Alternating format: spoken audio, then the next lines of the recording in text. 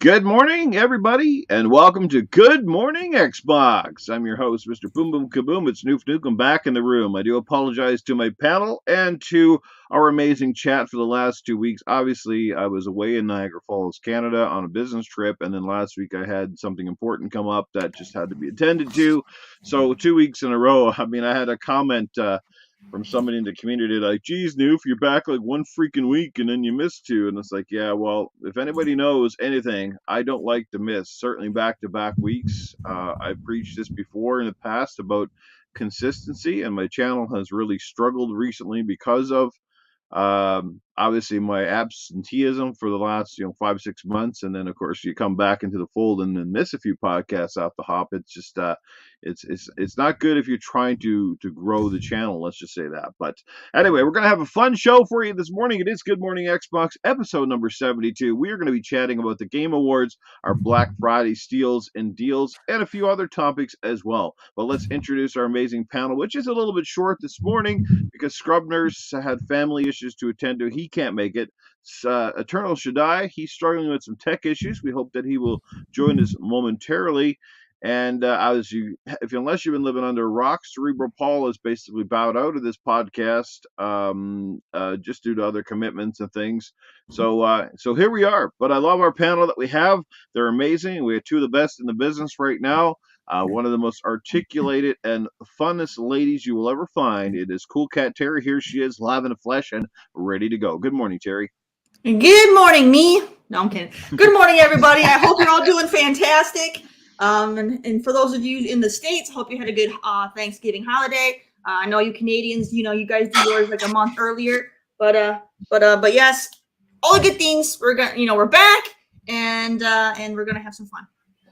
We are indeed. Speaking of fun, he literally is one of the most fun guys you will find in podcasting. He's got a great little show on Friday nights. I can't preach the praises enough. The iconic Video Games Podcast. He is the host, and he is a great co-panel member here on Sunday mornings with me. The man with the eclectic Xbox gear. It's Axel1324. Good morning, everybody. Good morning to Terri and to Noof. It's great to be back on Sunday mornings. I can't wait to get this episode going. Yes, we're going to get going indeed.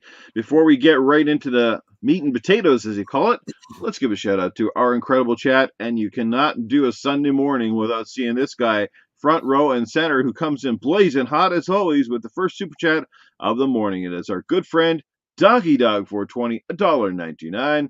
$25 Xbox digital card equals 20 today only at Target.com. Well, thanks for the heads up. Get $5 free. Yeah, there you go. $5 free. Spend it wisely. Yes. All right. We also got some other incredible people in the chat this morning, including our good friend of the show, Casket Repair, is in the building. What's happening, Casket? You're wicked hot. How are you doing, my brother? Good to see you. We got to play some games here real soon, brother. Hit me up for that. And we got General Spartan hanging out with us this morning. Toolman55 is ready to go. Good to see you here. We got Spider X111. I guess that's 13. Spider, what's going on? General Spartan, I think I might have said you already. And Fastback is in the building. So you know it's going to be a good morning when Fastback shows up, drinking his coffee and ready to go. Yeah, so sit back, relax, grab a sip, and let's get right into it. First of all, we're talking the Game Awards. Yes, I know it's been a couple of weeks now since they announced the nominees. I was looking forward to talking about this on last week's show, but we didn't have one. It might be beneficial that we have less panel members this morning because this one usually always takes us a little while. So we're just going to talk. We're going to go over a couple of the key categories that we feel are key. Obviously, the Game of the Year, and we're going to just we're going to talk about maybe some snubs of the Game Awards show.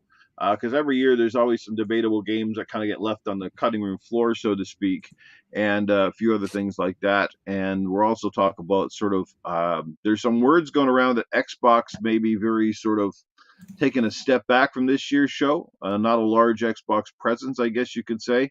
That may have to do with, if that's true, could have to do with some various factors, but we'll get right into that. We're going to start with our first category of the morning, and we're going to start out with let's go with the best multiplayer game. Now, if there is a one in the chat that you guys would like us to talk about, then feel free to just say that you'd like to hear us chirp on it, and we'll go from there. So here are the nominees for the best multiplayer game. Starting out with Teenage Mutant Ninja Turtle Shredder's Revenge. We also have Splatoon 3 in this conversation. Overwatch 2 recently dropped and came out. That is there as well. We got the multiverse up in here. Batman, Shaggy, and the entire crew come together to pound some face. And lastly, the Juggernaut, the one that's created all the stir for 100 different reasons. Call of Duty Modern Warfare 2. Alrighty, so which one do you think is going to win, guys? Which one would you vote for itself? And we will start with cool Cat Terri on this one.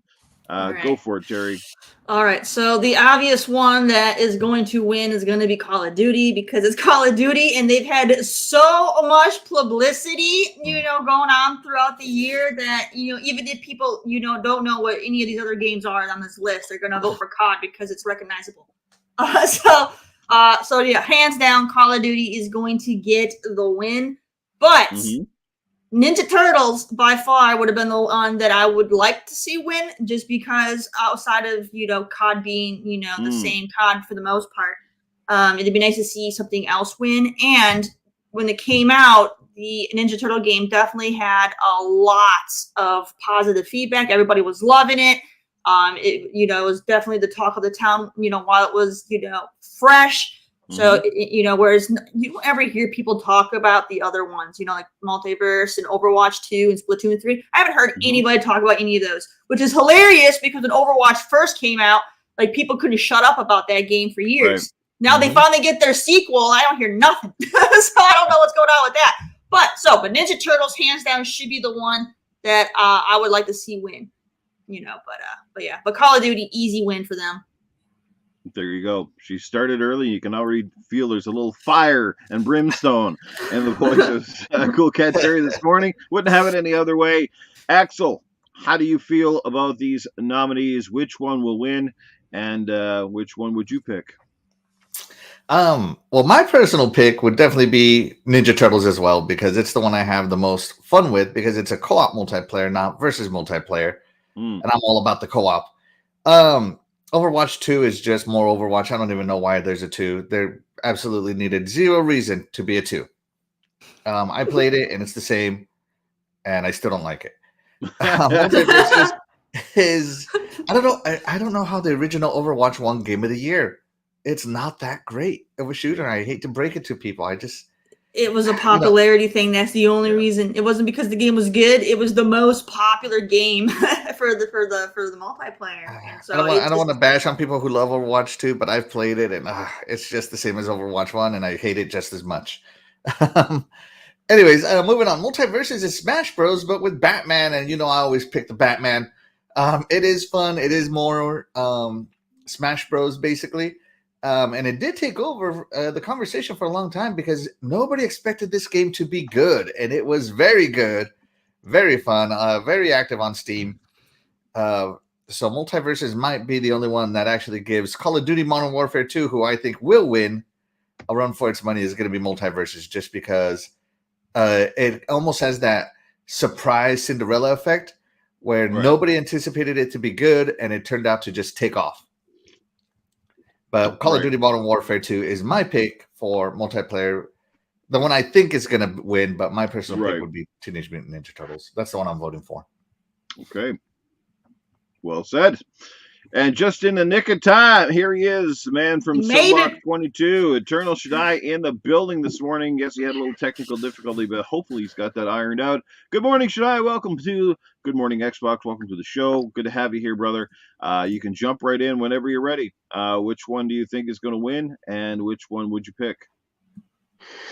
First of all, good morning, everybody. I'm still having some issues, so now I'm using my phone. For some reason, they wanted to read my microphone. But quickly, for multiplayer, Call of Duty is really well known. Everybody's playing it. They already put that DMC mode. Everybody's loving it. And, right now, that's the hottest game right now on the street. So I'll go for Call of Duty. So that's the one you think is going to win. And what would you pick? Call of Duty. I'm going to go Call of Duty. Okay. All right. A 2 for 2 on that one with you. Yeah, yeah, Okay. because they were waiting for that Warzone 2.0 and then that new mode DMZ. Yeah, I'm gonna go for Call of Duty. All right. Pretty unanimous here that everybody thinks Call of Duty is going to run away with this category. I feel the same. I think Call of Duty will win it as best multiplayer, and and it is a game that, for the most part, I would say definitely deserves to be in this category and is a hot contender for 100 different reasons. I mean, it's got the tried and true multiplayer we all love and know. It's got Warzone 2, which is back and sort of bigger and better than ever. And then you have, like I said, as Shaddai mentioned, they have this new mode which kind of combines everything that people sort of complained and hated about Warzone, but they took it out. They sort of took it out and give you the best parts and call it DMZ.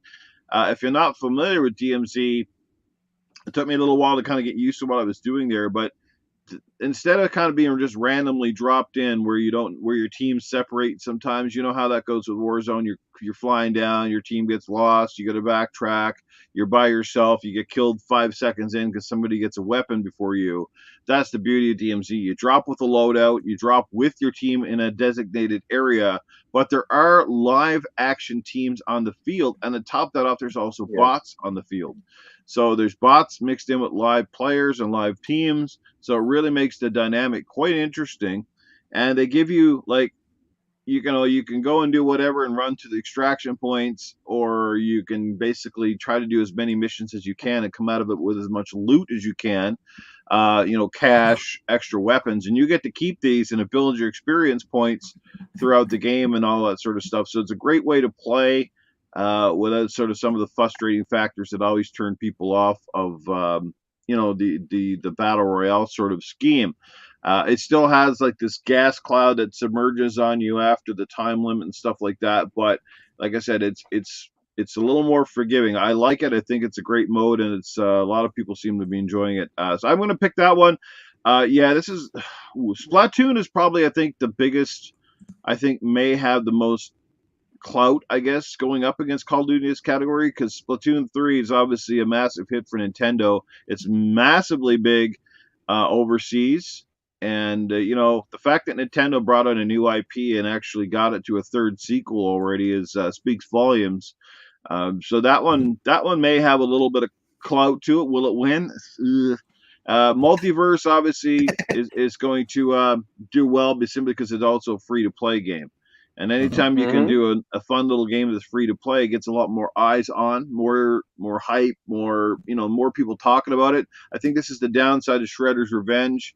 It is in Game Pass, which is a huge boost, but not everybody loves the Turtles. Not everybody played the Turtles, but it's an amazing game. So I would pick the Turtles like the other three members on the panel, simply because it's fresh, it's new, it's a friggin' blast to play by yourself, and even better with three other people picking up the slack. It takes everything you loved about the old games, adds a little bit of new dynamic. It's just a fantastic game and deserving of this category. So there you go. We got Fastback. It says, "Let's see, I would not be surprised if Activision gets acquired by Microsoft, Xbox, that the COD devs would end up taking over Halo multiplayer duties." Yeah, well, anything's possible, but I'd say that's a little far fetched, but anything's possible. All right, are we all good on this one? Yeah. All right, Yes. let's move along, shall we? Let's get back to the nominee categories. All right, and let's view them again. Scrolling down, let's find where we're at. All right, which one are we at here? So we just did the best multiplayer. Let's go with a category that Terry would like to talk about: best family game, which is largely dominated by Nintendo titles, you will notice, or at least games that Yeah. appear on the Switch. Yeah, this is a category Nintendo seems to dominate every year, which, that speaks volumes, because what are the other, why are there not many games, from other people, or for the Xbox or for the PlayStation, you see in this category? Are they not making enough? Are they ignoring? Is this a segment of the population that they've just left it up to Nintendo to dominate? Because again, this is also why the Switch is massively popular. It appeals to a lot more people and certainly appeals to families. But anyway, let's get right into the nominees. First up, as I mentioned, Splatoon 3 making its appearance here. We got Nintendo Switch Sports, which is funny because this one didn't get nominated for Sports Title of the Year, but a little Ollie Ollie game did. Kind of weird, isn't it? Yeah.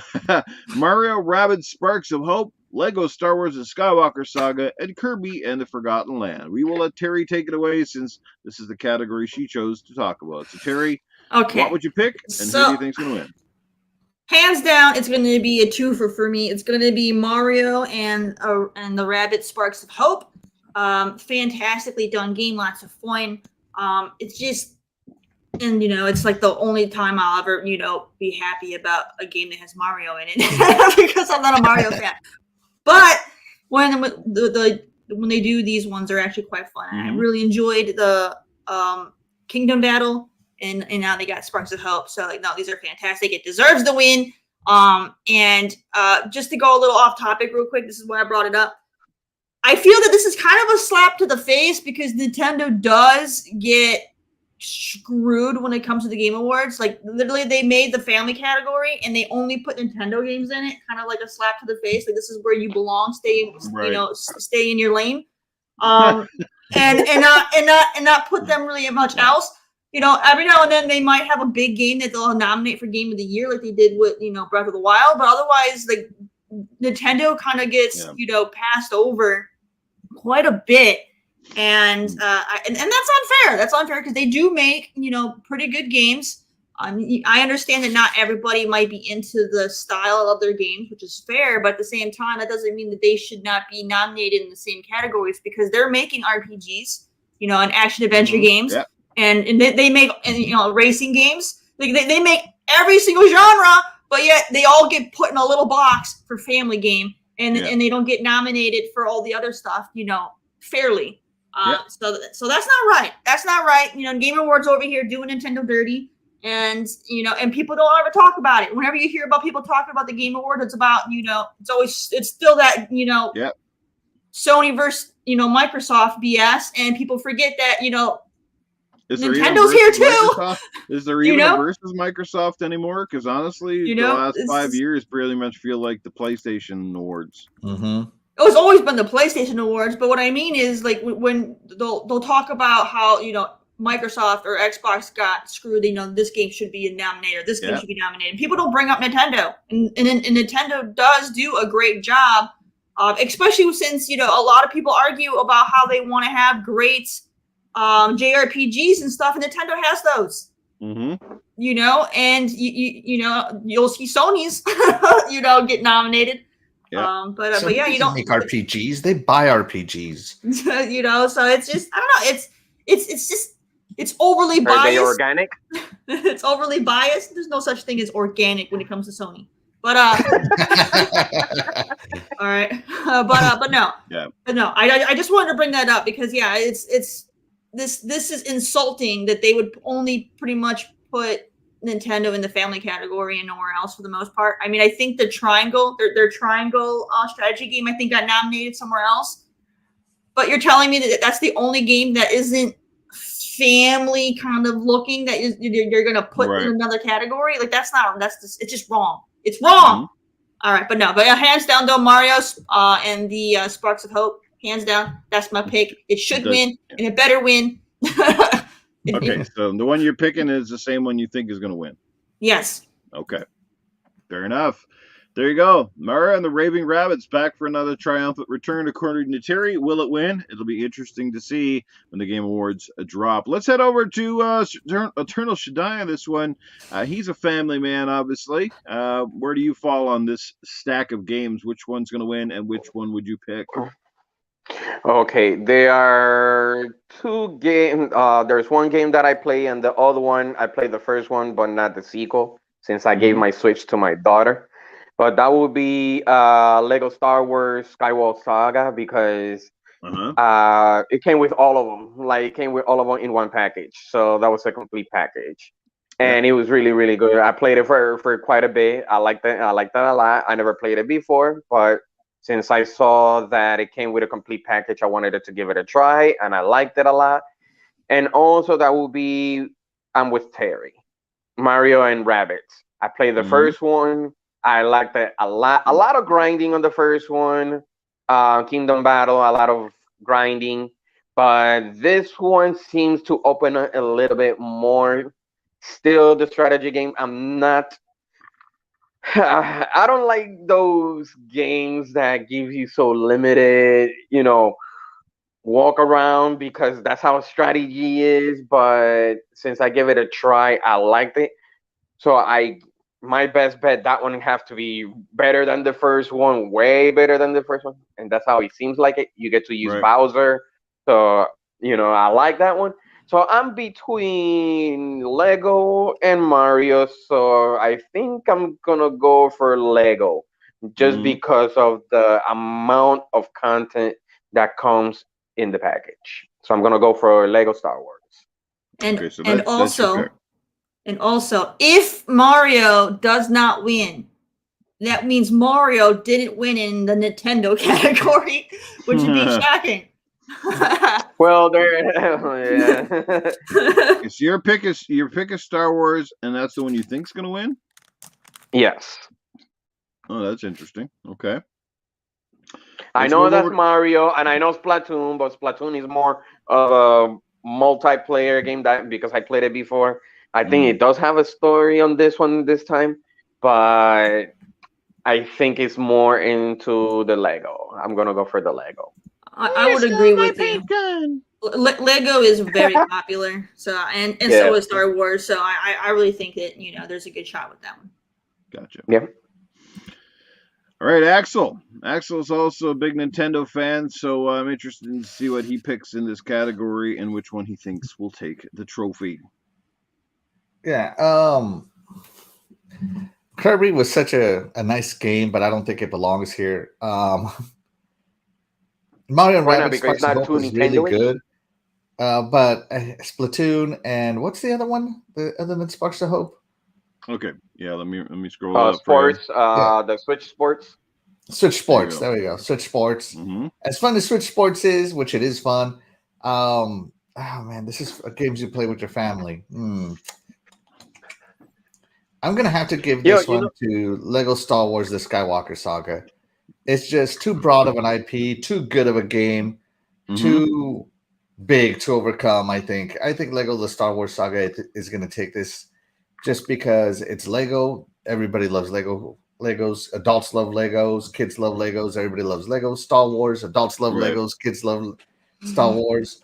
Everything. But and Mario plus Rabbids Sparks of Hope is a really good strategy RPG. I love strategy RPGs. It's probably amongst the finest of them. But I Right. just don't see them overtaking Darth Vader and the Skywalker family. Right. Sorry, Mario, you're going to lose your own category. It's definitely possible. Good. So you're picking Star Wars, and is that Yes. the one you think is going to win as well? Yeah, I think so. I just don't see anything beating Star Wars. Okay. Cool. Very good. Well, I'll come in short and sweet on this one. Personally, I think Lego Star Wars is my personal pick, simply because it has, as you mentioned, Axel, two of the biggest properties combined in the world. I mean, Traveler's Tales has been doing this stuff now for over a decade. They've kind of become a master of their craft. I mean, they pump these things out almost every year, but that's the thing. They still manage to keep it fairly fresh. Even though it's sort of the same formula, but they improve on it and they make things bigger and better. This is the mass culmination of that, simply because it is all 9 Star Wars films encompassed into one massively cool little game. It is co-op. The only downside of it was you could have done the online co-op. That would have been very, very cool. And again, it's Star Wars and Lego combined together, and it's Traveler's Tales' last Lego game, apparently, as someone was telling me the other day. So if that is true, it'll be a very sad day to wrap it up. But you know what? They're a talented studio that perhaps want to move on to other things, or maybe it's just a license coming to fruition, which I think has more to do with it. That maybe somebody else has grabbed the license or whatever. So, but personally, in this category, winning it, I'm gonna go for the long dog on this one, and I'm gonna say I think Splatoon 3 is gonna win it. Oh, okay. Yeah, I think it has Why a would that real be? good. Yeah, I think Splatoon's probably going to win it overall in this category, just because again it's a massively popular game. A lot more people play that one than even we realize, and just a fun little shooter that the whole family can get into on their own split screen or with friends online. So that would be my take on that one. So there you have it. All right, that's right. Traveler's Tale might be moving on to Mega Blocks. We're finally going to get a Mega Blocks Halo, guys. That would be cool. We got some crazy people in the chat. Yeah, speaking of crazy, we got Craig Simmons, Gaming TV. What's going on, brother Craig? Good to see you in the building. Doggy Dog still hanging out with us as always. Good to see you here, Doggy Dog. We got to get you on the show here one of these mornings. You're up and watching it anyway, so you might as well be here. Dreadpool in the building. What's going on, brother Dread? Good to see you here as well. And Fastback still hanging out with us this morning. Casket Repair, the list goes on. You guys are fantastic. Please like, share this out. Let's get some viewers up in here. Great time to grab your coffee, sit back for some great gaming talk. A podcast that has lots of positive vibes and not always just slamming things. It's kind of nice, but let's move right along, shall we? All right, so let's go back to the categories. And let's see what's going to be our next topic of debate here. So we've done 2. Let's see what the next one will be. What do you guys want to do here next? Best action adventure game. Best Yeah, action adventure. Action Let's do adventure. action adventure. Yeah. I figured The sports categories and the fighting categories are interesting again because they always have this like 1 or 2 picks in here. Like I'm just gonna bring up the best sports racing game because I think this category needs to be redone or something. Or This category ticks me off every year. I hate this category. I hate it. Guys, look at the and tell me which one really stands out here. Okay, F1 2022, right? Formula One, FIFA 23, kind of a given.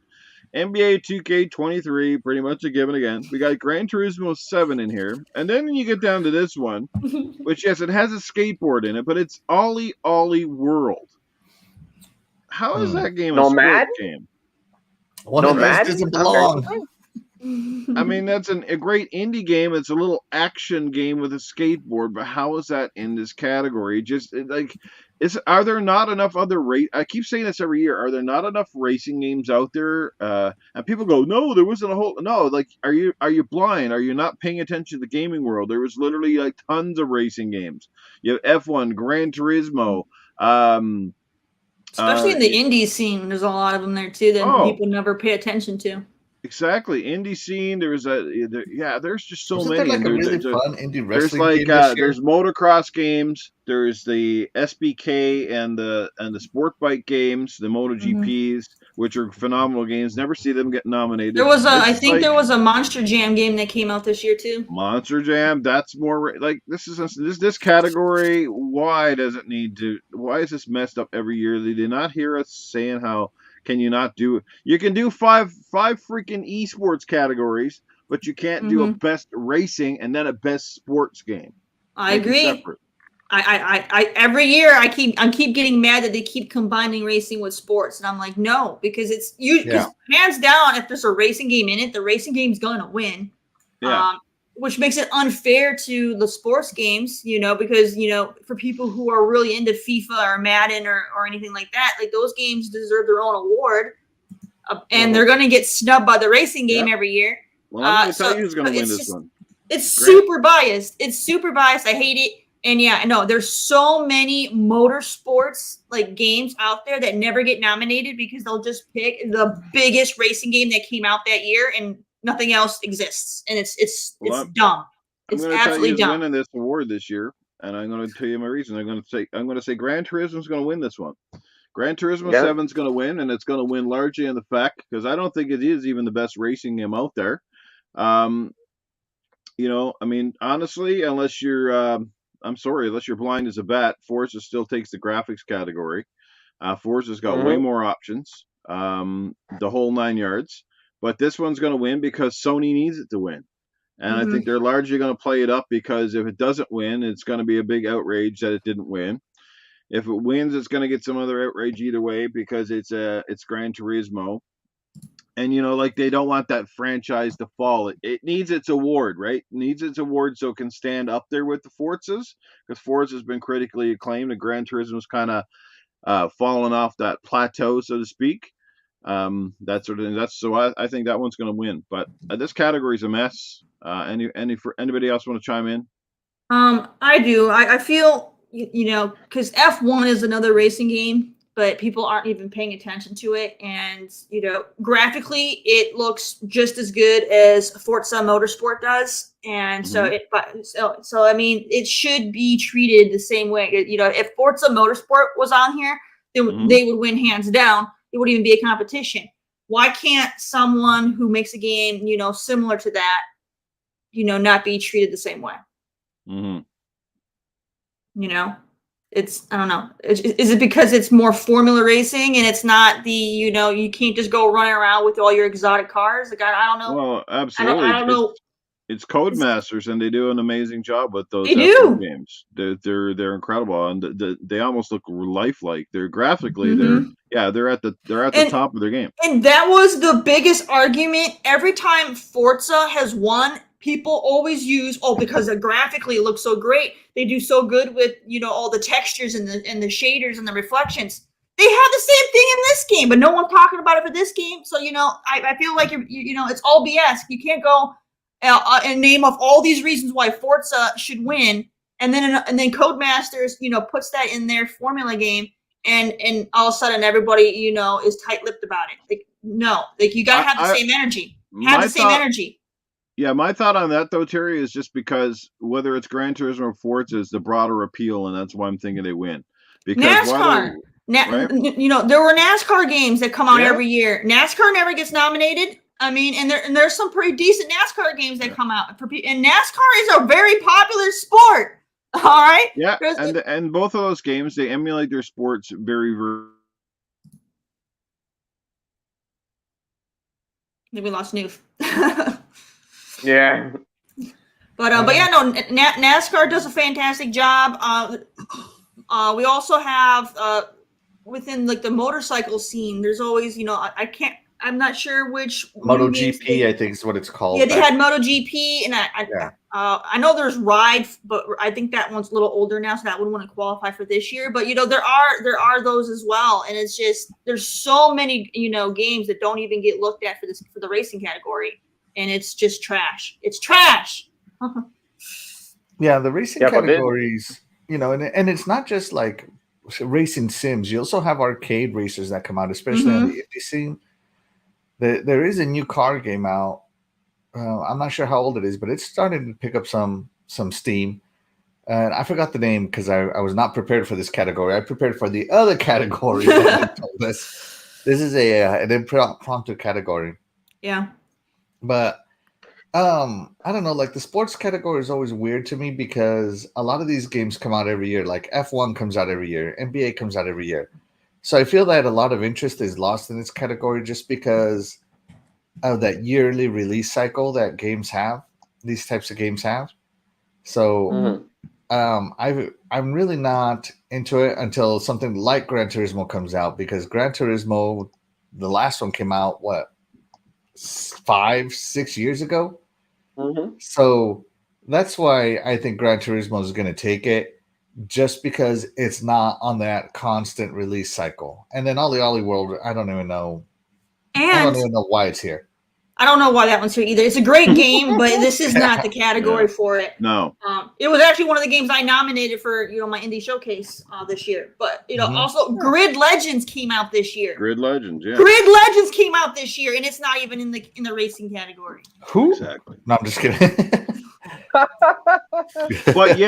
But yet, FIFA, Madden, these 2 or 3 games get nominated every year, even though they're basically the most generic, rehashed freaking games on the planet. Like, we've added one new feature and improved some graphics a little bit here and there, and you're just like, so how? Like, there's no innovation anymore, right? You know that patch that we should have released 6 months ago? Yeah. Well, it's in this game.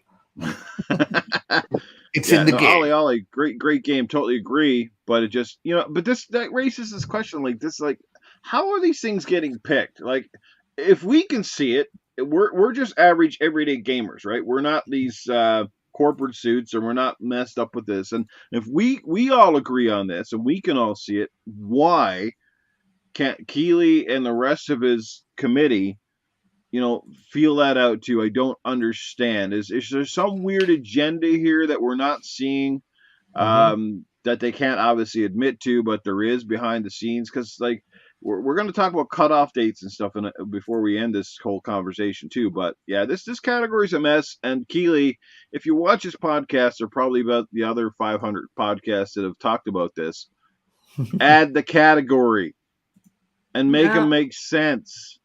That's what you got to do if you're just trying to give a game a little bit of clout. Because, like, it's almost embarrassing. I feel bad for Ollie because it's a great game. But again, it shouldn't be in this category because immediately it's not winning. If it wins, everybody's going to be like, what in the God blazes ding dong? You know what I mean?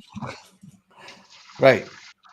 Yeah. So it's out of place. Yeah, that'd be like, I don't know. That'd be like nominating a porn movie for best love scene. You know what I mean?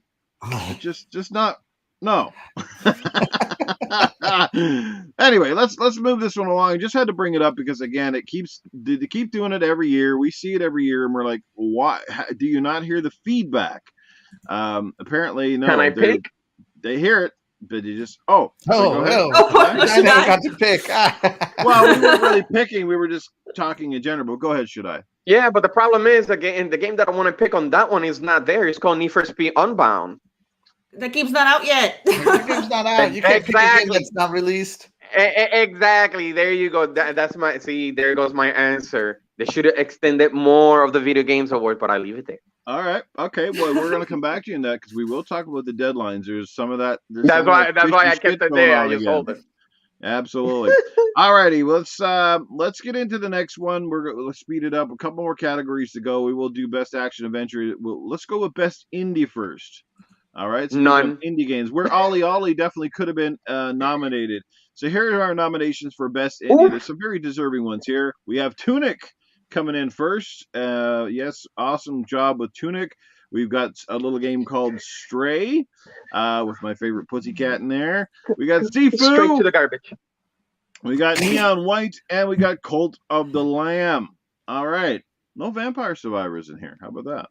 All right. So which, you know what? We might as well let the indie lady herself take this one away. Terry, who's going to win? Who do you think should win? Please pick one good one. This is tough because there was a lot of love for Sifu earlier this year, I tell you. There was, but I think Neon White is going to win just because Neon White is like the only indie game on the list that's been nominated multiple times this year in other categories. So I think it's going to lose every category except for then they're going to give it to him on this one. So I think Neon White's going to win. For me personally, I would want.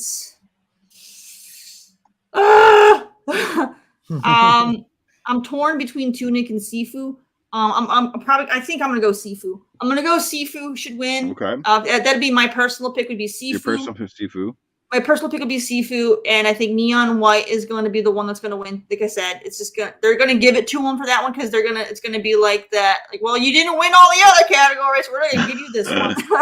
Right. Good job. Slow clap. But also, I'm going to go on another tangent. I'm going to go on another tangent because this category also ticks me off. Because they do the same on Justice, but the indie category as they do with like the racing and the sports category. And what they do with the indie category is they only nominate indie games that have the high marketing value that everybody freaking knows about.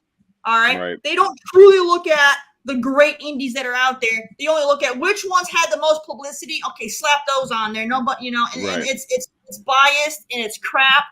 I've played a lot of amazing indies, this year and in past years, and none of them had the marketing, and a lot of them deserved an award more than the ones with the marketing. And it's absolutely BS. I hate it. And if you're gonna have an indie category, then be true to all indies, not biased to the ones that are able to get advertising. It ticks me off. It ticks me off quite a bit. And it's just because some of these aren't even that great. Like, they're good, but they're not. It just makes me mad. And so you're picking Sifu to win, or that's your pick. They keep it biased too between the genres too. You know what I mean? So like, all right, it's just it gets me upset. But yeah, no. So neon white, neon white. Even stuttering. I want to, and I would like to see Sifu win, and neon white will probably win. But honestly, there's so much better games that didn't even get nominated. Right. That should have been in this category. Absolutely. No, you're right, and this category could be stacked. Like, I mean, well, first of all, why is there only 5? If you look at other categories, at the beginning was your 6 nominees. So why did he leave one out? Because they randomly took the 6th one and put them in other categories that they didn't belong in. Yeah, that's what they did. Exactly. It's like so stupid. It's like, if every category should have 6. If you're going across the board, they should all have not just 5, because that feels like a personal preference thing. And then you're leaving out, and indies every year now, the way it's been, there's no shortage of great indie games out there. Like, you can bring in people that play, even if your panel doesn't play them or beat them, can you not bring in people that do or know them extensively? Like, we got guys in this community that play like just about every indie game that comes out, that sort of thing. So yeah, again, Terry's hitting it on the head here. Yeah, and indies have rised in popularity a lot over the last few years. More and more people are taking notice that they're indies aren't all like this, like $2 quality games that people normally would associate with an indie game. There's a lot of amazing ones out there, and it's upsetting. It's very upsetting. Totally agree. They're not just like little fast pick cell phone-y kind of games. They're like legitimate games now. And I think with games rising in cost, indies are starting to look even more attractive, because you can buy 4 or 5 games for the price of one big AAA exclusive, which is not necessarily better either. So I mean, if you just look at every single indie game I put in my showcase this year, none of them are in this category. Not a single one. Yeah, like As Dusk Falls could be in this category this year. That was not a big AAA production. That game was amazing, right?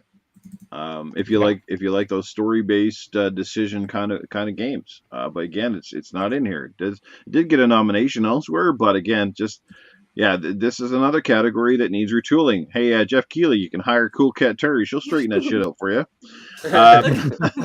And if not, you'll get a big old kick in the nuts. All right. Let's go with you, Axel. Who's going to win? Who do you think is going to take it, or who you want to pick? I think either Cult of the Lamb or Neon White is going to win. I know, Noof, you're all about Stray, but let me tell you something. You only need one button to play Stray. Okay, I don't care what anybody says. You don't even jump in Stray. You're a damn cat. How do you not jump? You see that ledge over there? Hit circle. You'll move to it. It will auto jump for you. No, thank you. Well, I have my reason behind the way they did their play control. No, I'm not saying it's not a good story and it doesn't look beautiful. It hits all that out of the park. But me, Noof, gameplay is king, and I think Neon White and Cult of the Lamb just got it hands down. Okay. Sifu might be too difficult to win this category, and Tunic was way difficult, even for me, and I love difficult games. But you know what I hate doing? I hate translating my games. And that's what you had to do in Tunic was essentially translate everything. And I was just, not for me. Neon White, action, fast-paced, card style game. Very unique. I think Neon White's going to take it. Let's see. Oh, yeah. Yeah, I think that's all I got. Yeah. I like Crazy Greek Dude's comment. It's funny. What's Crazy Greek Dude say here? Stray's going to win because Kratos can't jump either. That's true. That's right. Sony hates jump buttons. It's official. He He broke only his jumps leg. with a contextual button, then he jumps. Yeah, press triangle. Yeah. Yes. No, that's That's crazy. right. How about you, He broke Shaddai? his leg. Which game do you think is Okay, going to win, and which one would you pick? first of all, I'm very surprised that Cool Cat Terry didn't took Stray, by her name, Cool Cat. So I'm very surprised she didn't pick That would make me biased, should I? that. Never played none of them except one, which is Tunic. I like Legend of Zelda Minish Cap, so that's Minish one of my Cap. favorites. So when I saw Tunic, it reminds me of that, even though you could say Link's Awakening and whatever is the rest. So I know they're trying to say it's a clone. I know, I understand that, but I bought it. I played it. Yes, it is really, really difficult, but I just love it. I just love the experience. Like I said, it reminds me of Legend of Zelda Minish Cap, which I adore a lot. And the difficulty I know is there, but it's like always, it's made by masochist, devs. They love those punishing, projects. But for me, it's gonna be Tunic because I have the experience. The gameplay, yeah, is very simple, but for people that like Zelda-esque games and the difficulty, I will go for Tunic. So Tunic is my answer for that. Tunic, great pick from Shaddai. Fantastic little game too, by the way. But yeah, and yes, it is very colorful. I love how none of us have picked the same game. Yeah, this is a rarity that most of us pick different games here. Well, if I'm pretty sure you guys all would know my pick in this category. For me, it's hands down going to be Stray. I just loved everything about the game. It surpassed my expectations. It had again, it's one of those indie games that strays the borderline of a AAA. It had fantastic production, great graphics, solid control, and again, I think the reason they did the whole jumping thing because the jumping segments in that game, and I think might come down to a design for accessibility, because in the open area worlds for most of the part you're kind of on the ground, but then when you start jumping from pipe to pipe and different things, I think that was to kind of let players know where you can jump to, so you're not just kind of falling to your death constantly. And to help with accessibility, right? That sort of thing, because then you didn't have, like, if you're a person that struggles with dexterity, of thumb dexterity, you didn't have to be super accurate. You just line it up, then you get the contextual button and then jump. I don't know, perhaps that's what it was, but either which way, I didn't find it distracting because it was very smooth overall. I loved how they brought a realism to the cat, but yet again, sci-fi world. He was communicating through this little robot backpack thing he had or whatever. I thought that was great.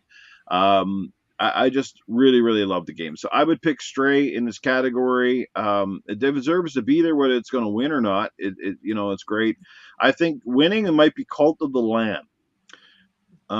Because I heard nothing but a lot of praise leading up to the award show about Cult of the Lamb. A lot of people just picked this one up on a whim, and it was, and apparently it's fire from what I've heard.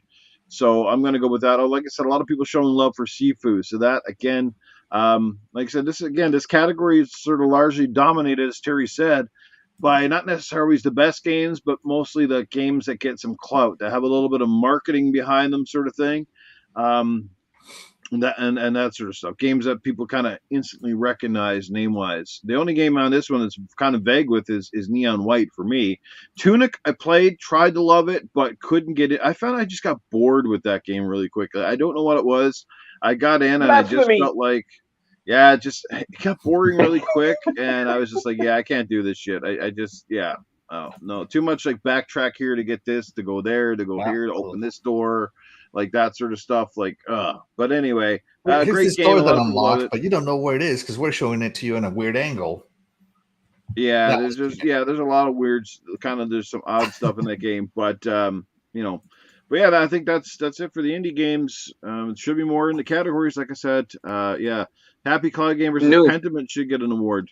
I think that's trying to consider. Oh yeah, true. Yeah, I have a question for you Yeah, about Stray. I yeah. guess you have played it. When I played it and beat it. when you Loved it. die, does it have a life limitation on that game? Remember, cats have 9 lives, so does it have?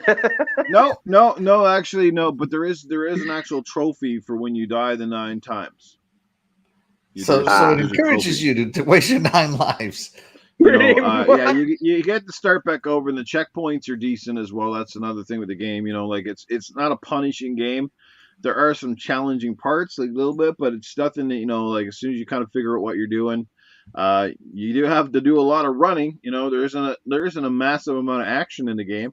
At one point, you get sort of like this flashlight tool that kills these blobby enemies or whatever the hell that chase you, but they basically attach on you and smother you to death and kill you. So, Oh, um, are they yeah, but it's humans? cool. That's like a thing No, on humans, it isn't looks it? they look like I don't know. They kind of look like blobby worms. I don't know what the hell they are. They just come and run at you in droves and chase you around. It's crazy. You know, Yeah. you know what game should be in this category that came out this year that was actually one of the popular ones? What's that? Chorus.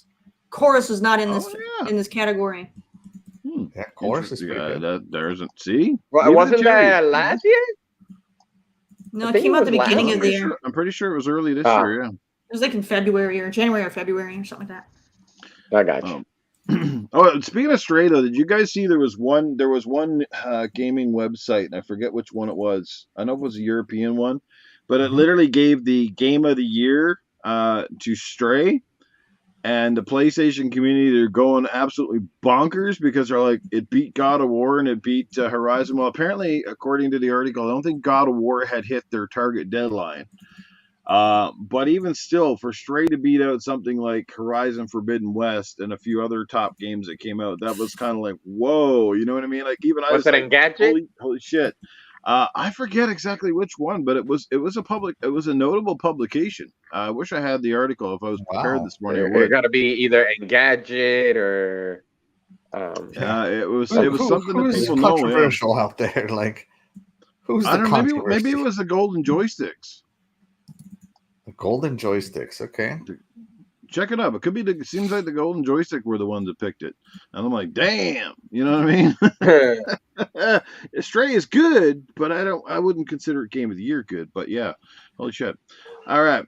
Let's move into now the best action adventure game. Then we'll get to the game of the year, and then we'll bring up Terry and the indie spotlight for this week. So Woo, that here one. we go. This Woo. this this one is packed. This one's got some indies and it's got some big triple A's, which probably means that the indies stand absolutely zero chance here. We're going to start with Tunic for best action adventure game of the year. Shaddai is over there with a big grin on his face. I'm here with a grin on my face because No, Stray is in this category. Speaking of hot, no, never mind. I was going to say something, but this is not Gaming After Dark. Horizon Forbidden West is in it from Guerrilla Games. Control yourself, dude. Control yourself. We got God of War Ragnarok, where's God of War Kratos' head's cut off in the picture. I love the cropping here. And we got A Plague Tale Requiem. Yes, another fantastic game, a phenomenal sequel to probably the sleeper hit from that year. All right, so let's go at it. Let's kind of do a little bit of a reverse order here. Let's bring Axel in on this one. God of War.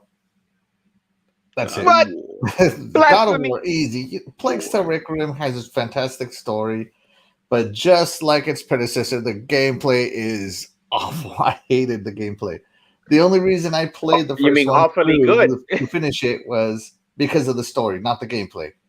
I think it had some like 13 chapters or something like that. By chapter 7, I was like, when is this game gonna end? That's how much I really didn't like that one. Horizon Forbidden West got overshadowed by my game of the year. It's a nothing burger right now. Stray I haven't played, and I gave up on Tunic, so God of War is the only one left. God of War, that's right. That's right. I God will of War, give easy Axel thumbs the down. blasphemy award. No way. It's gonna win. It's gonna win. All right, so you're Do you picking guys God want to of do War. best art direction again and be wrong, all of you, all over again? Yeah. Oh, don't give me that. I figured he was going to bring that up. So Axel's picking God of War, and he thinks God of War will take this category as well. Should I? You know what you're picking for your Easy. personal? Go ahead. Easy, a Plague Tale Requiem, hands down. Nice. Okay, you did surprise me. Because, But that's the one that's going to win? yeah, Or your pick? I will pick. Okay, I will pick like winner, solid, Mhm. a Plague Tale Requiem.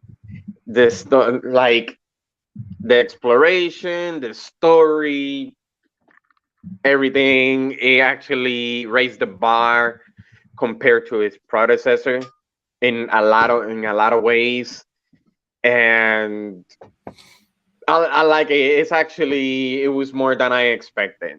Longer. I think that's the reason why Axel was like, by 7 I'm bored. Actually, there is there's more to it. So I think that for actual adventure, the story is solid. That would be a Plex Tale Requiem. Mhm. That's what I think is gonna win, like hands down on that one. Well, I hate to I like it. disappoint you, but I don't think Requiem is getting a damn award at this show. I don't think. It's going to be the snub of the year. Hey, wait. It better be because it actually raised the bar for me. I don't know. It just actually raised the bar, and it looks beautiful. The game. I took a lot of screenshot on areas that I'm like, wow, I wasn't expecting Asobo to create something like that beautiful. And I know it's not all about graphics and all that, but it comes into the package anyways. Like everybody says, gameplay is king, but it comes in the package. So for me to have a really good game and all that, like you guys said, there is a lot. It's an actual. We're talking about an action adventure game. It is actually an actual adventure game itself. Right. So I'm gonna go for Plex Tale Requiem. Yeah, Jason Sorry, Max in the Tony. chat.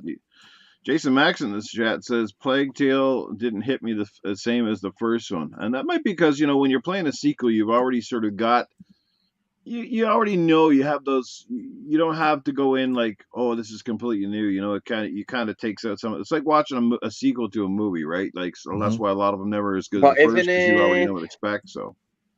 I shouldn't say that because if that's the case, God of War is the same thing as the first one, 2018, and Horizon Forbidden West is the same thing as the first one. It's the same thing with robots and all that. So it's the same thing. That shouldn't come into conversation on that one. Absolutely. Well, I'll give you my thoughts on it in a sec, but yeah, that's good picks from Shaddai. Let's get over to Axel on this one. Oh no, Axel already did this one. God of War again. Yes, Cool Cat Terri. This will be interesting to see her opinion on this one. All right, this is for best action. Is that what this one is? Best action adventure. Action adventure. Tunic, Stray, Forbidden West, God of War, and a Plague Tale. Do you like games with Come on, Cool Cat Terri. Stray. I'm not gonna pick Stray. Oh, she's trying to say straight out garbage. I'm not saying it's garbage. I'm not saying it's garbage. It's just... Oh my god. All right. To me, Stray is more adventure than action. So it's not really and then Tunic is not really I feel like it doesn't really need to be here.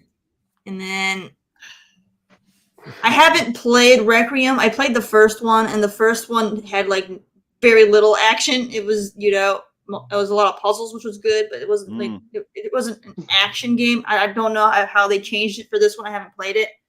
I don't know. I feel like if you're just looking at which one is going to meet what the topic is, it's going to be God of War. It's got lots of action.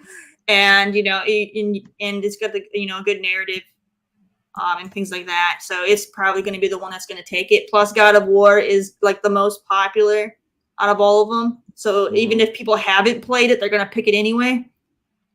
So I think God of War is going to be the winner, hands down. It's going to be easy for that one. Horizon Forbidden West. I did finish that game, and it belongs in this category. It does, in my opinion, it doesn't belong in the Game of the Year category that it's in, but it definitely belongs here. Right. And I don't think it was strong enough to Right. win this time around compared to the first one. It fell flat in a lot of areas. So I think it's going to be an easy sweep for God of War.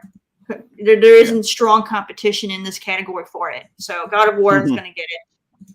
That's going to be my pick, even though I'm not a fan of the game. It's going to be my pick, and it's going to win for sure. Okay, there you go. So we're pretty close to unanimous, except for Oddball Shaddai over there. I'm going to come in with the same thing. Unfortunately, yes. Well, I shouldn't say unfortunately. Look, the God of War is a very deserving game. I think it's going to take this category for sure because it does fill the action adventure void pretty well. It does both pretty well. I mean, you're basically adventuring through this, this Norse land. There's tons of action in the game.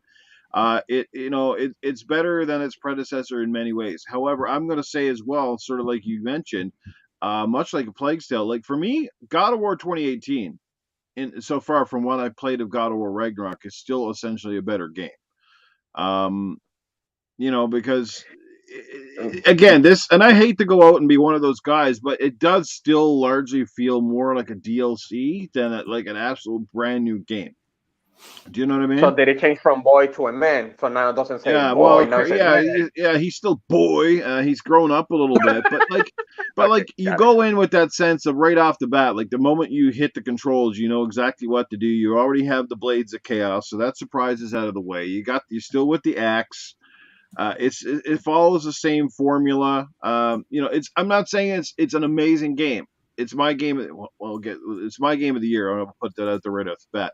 But I think God of War is going to win most of its major categories this year. If it loses at all, it's probably going to be in some of the subcategories where it could lose, like best sound or whatever sort of thing. But yeah, I'm picking God of War to win, and it is my personal pick of all these games. It was tight race between Horizon Forbidden West, who I do feel Horizon Forbidden West got rid of a lot of things people didn't like about the first game. Yeah, I think it does have a lot more improvements over its original game, but yet still feeling very familiar. But you kind of get right into the thick of things. It's sort of bigger. It's a bigger spectacle game. The graphics look amazing. The conversations, the dialogue, everything is just improved. If I had one major gripe though with Horizon Forbidden West is now the weapon wheel itself, because they keep adding too much shit, is way too mesmerizing and complicated.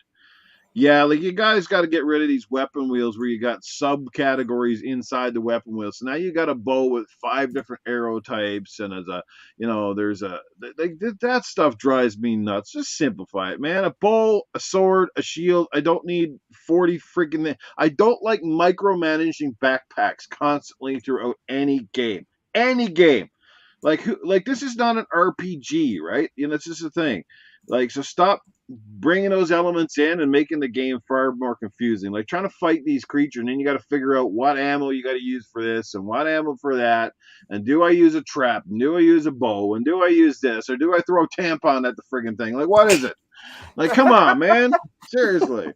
Like, we're almost at that point. Like, shit like that frustrates me. But anyway, I'm in the minority. Maybe some people love that crap. But, like, I don't know how many times I'll pull out the wrong weapon because I'm trying to, like, navigate this stupid wheel. And, yeah, they slow everything down, right? But you're still like, ah! It's like trying to read, like, a page out of a book when you're right in the heat of things. You know what I mean? Like, come on, man. Simplify it. For me, I feel like they when it comes to the weapons, they didn't utilize the weapons correctly, in the fact that they give you too much variety, and majority of the ones that you get you never use, so it's just waste. Yeah, well, I think if you pick up a better weapon in any game, as soon as you have a better weapon, they should make it very clear to you.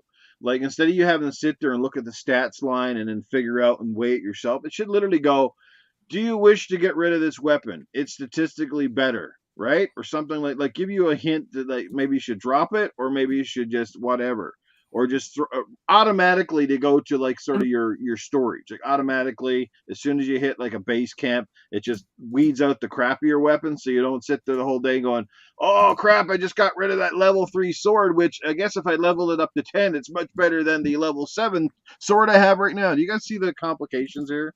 Yes. right? Yeah. That and just like I would say 90% of the weapons you end up getting in the game you don't even use. Well, It's that's just, it. Apparently, if you go even some of the starting weapons and you just level them up all the way, they're Mhm. probably better than anything in the game. But people don't know that until you kind of get halfway through it and you're like, oh, I spent all this money like getting this or searching for that, and then you come to find out, well, oh, that's not even the best weapon, really. I basically got rid of I them hate ages that. ago, I hate that. right? yeah. Oh, Ugh. Borderlands does it too, like with the 5 billion freaking guns, and you're like, come on, man, like I can't even figure what's good or bad anymore, right?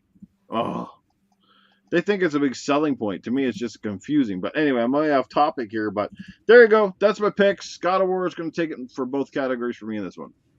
All right, let's get down to our final category before we move into the indie game spotlight with the cool Cat Terri, and it's the biggest category. It's the one that everybody waits for the show till the end of the show. Mhm. And here it is. It is the game of the year. There's a couple of different nominees in here. They're all Woo. some big heavy swingers. I think it's going to be a hotly contested category, certainly between at least two games here. And we do have 6 nominated in total, including there's actually one that's exclusive to the Nintendo platform. We're talking about Mhm. Xenoblade Chronicles 3, which came out late in the year. People that loved the previous ones are raving about the new one.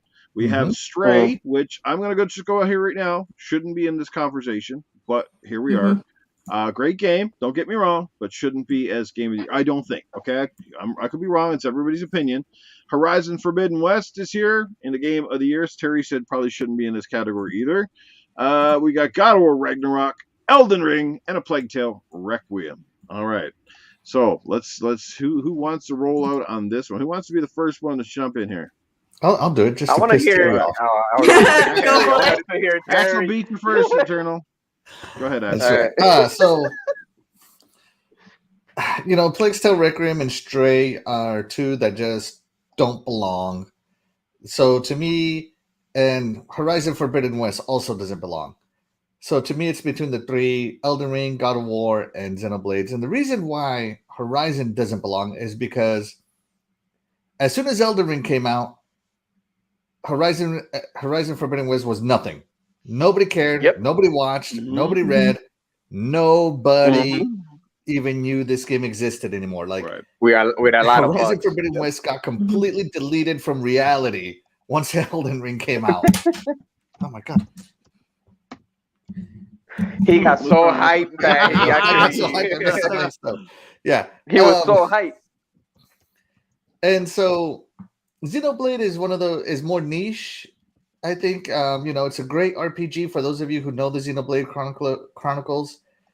It is the Mhm. best in the series, so it definitely belongs here. But it really comes down to two games this year, and that's Elden Ring and God of War. And to me, Elden Ring takes it. When I look at God of War, I look Mhm. at the same, Right. right? Right. And it's not bad. It's a fantastic story, probably the best God of War that's ever been made. The dynamic changes, all that good stuff. And if you know me, I do love me some God of War. You can see my poster right up there. So this is no hate against God of War. It's just nothing in comparison to Elden Ring, where it took a formula that FromSoft has been perfecting over the years, turned it into open world, gave you this what is arguably the biggest open world map ever. Maybe I don't know. Ubisoft might take that because they make pretty big maps too. But how big that map was, and the stylized art, and the different weaponry, the customization of your character, the fact that you could respec several times. The co-op was is fantastic. The fact that you could get invaded while you were doing co-op.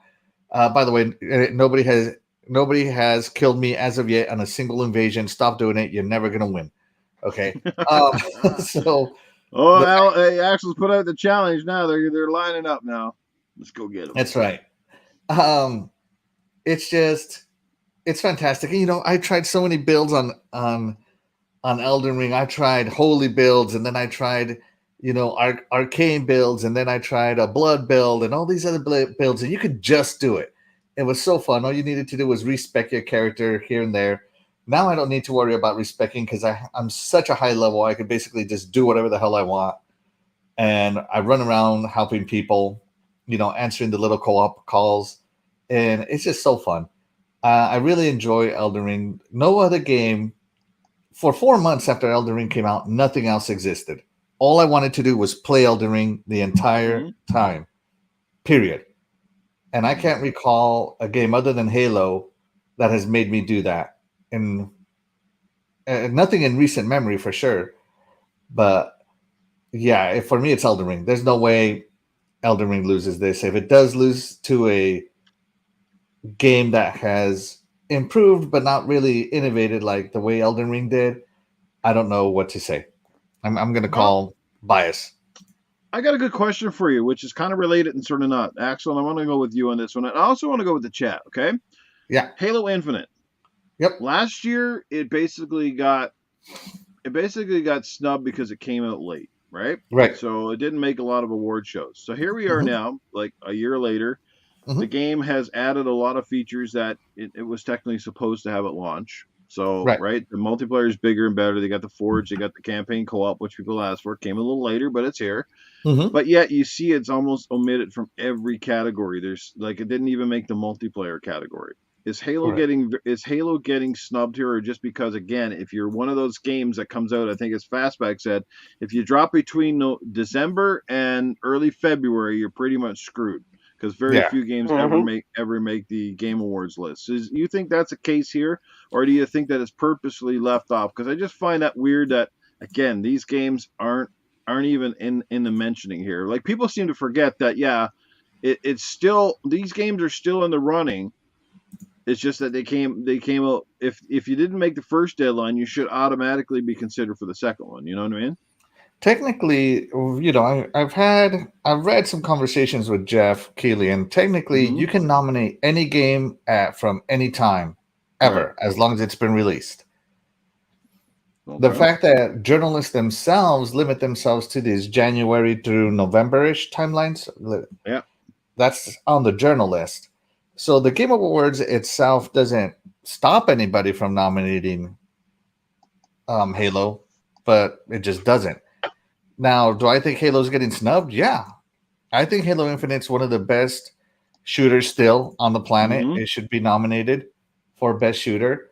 I thought the story to Halo Infinite, it's I rate my Halo campaigns in tiers, S tier, A tier, B tier, so forth and so on, right? And Halo Infinite is definitely an A tier story. I mean, it is really good if you played it through. The sandbox was fantastic. I had so much fun. The lore that they added was great. The bounties, the fact that you could load up an entire warthog full of rocket-wielding Marines was awesome. And chaotic. And then, now that and then it didn't get a bad score. I think it got an 84. Yeah, its Metacritic is still pretty up there. Yeah. I mean, it's not too far off from any of these nominees here. I think God of War and Elden Ring are the only 90s on this nomination list. That's right. So I think it got snubbed completely by the Game Awards, by the people who do the voting, to get the nominees. And do you think it's because they're afraid of the backlash? Because people will go, well, didn't Halo come out last year? Why is it here? Kind of deal. And we're kind of Xbox just keeps getting screwed in this because Forza Horizon 5 should have been nominated for Game of the Year. I don't know what else you could do to a racing game to make it better than Forza Horizon 5 did. Like when Forza Horizon 5 was announced in Mexico, of course I was excited because it was in Mexico, but in my head I'm like, how are they going to make it better than Forza Horizon 4? And wouldn't you know it, those geniuses out there, they executed. They made Forza Horizon 5 way better than Forza Horizon 4. I mean, it wasn't just a little better; it was a lot better. And that was a great game. They put RPG elements into it where you could level up stuff, and they put multiplayer. Launched great, launched almost flawlessly, and yet I don't know what else you could do to a racing game to make it better. Well, hold your thoughts because we will come back and we will talk about the whole deadline thing, which I think was where we're leading down the rabbit hole. I'm just going on snubs, so I just felt that both Forza and Halo were snub. Definitely. Let's go with you, Shaddai. Which game do you think is going to win Game of the Year? Which one would you pick? I'd rather go what Terry has to say about this. I'm just curious. So go ahead, Terry. Take it away. All right. All right. Oh my gosh. So yeah. Stray. Game of the year. Stray doesn't belong in this category. I mean, it's a good game in its own right, but it's not Game of the Year material. It just doesn't have enough oomph to be Game of the Year. And to me, Horizon Forbidden West definitely doesn't belong here. And I had so many complaints when it came to playing that game. It's not Game of the Year material. It had a rough launch because of all the issues it had mechanically. It was, a buggy mess. I played it I just finished it last month. All right. So it's been out almost an entire year and it's still a buggy freaking mess. All right. So it doesn't have the quality that when I think of a Game of the Year, I think of a game that basically took over the gaming community as a whole. It was the biggest played game that year. It had it has to have a good narrative. It has to have fantastic mechanics in controls, gameplay. Everything has to be as good as it gets for its competition for that year, or at least be the most played game that year at the very least. And for me, Horizon Forbidden West was crap in comparison to the first game. The story was a snore. I literally skipped through all of the dialogue because it was none of the characters were interesting. They were all super boring. The story was boring. So I ended up having to skip through it.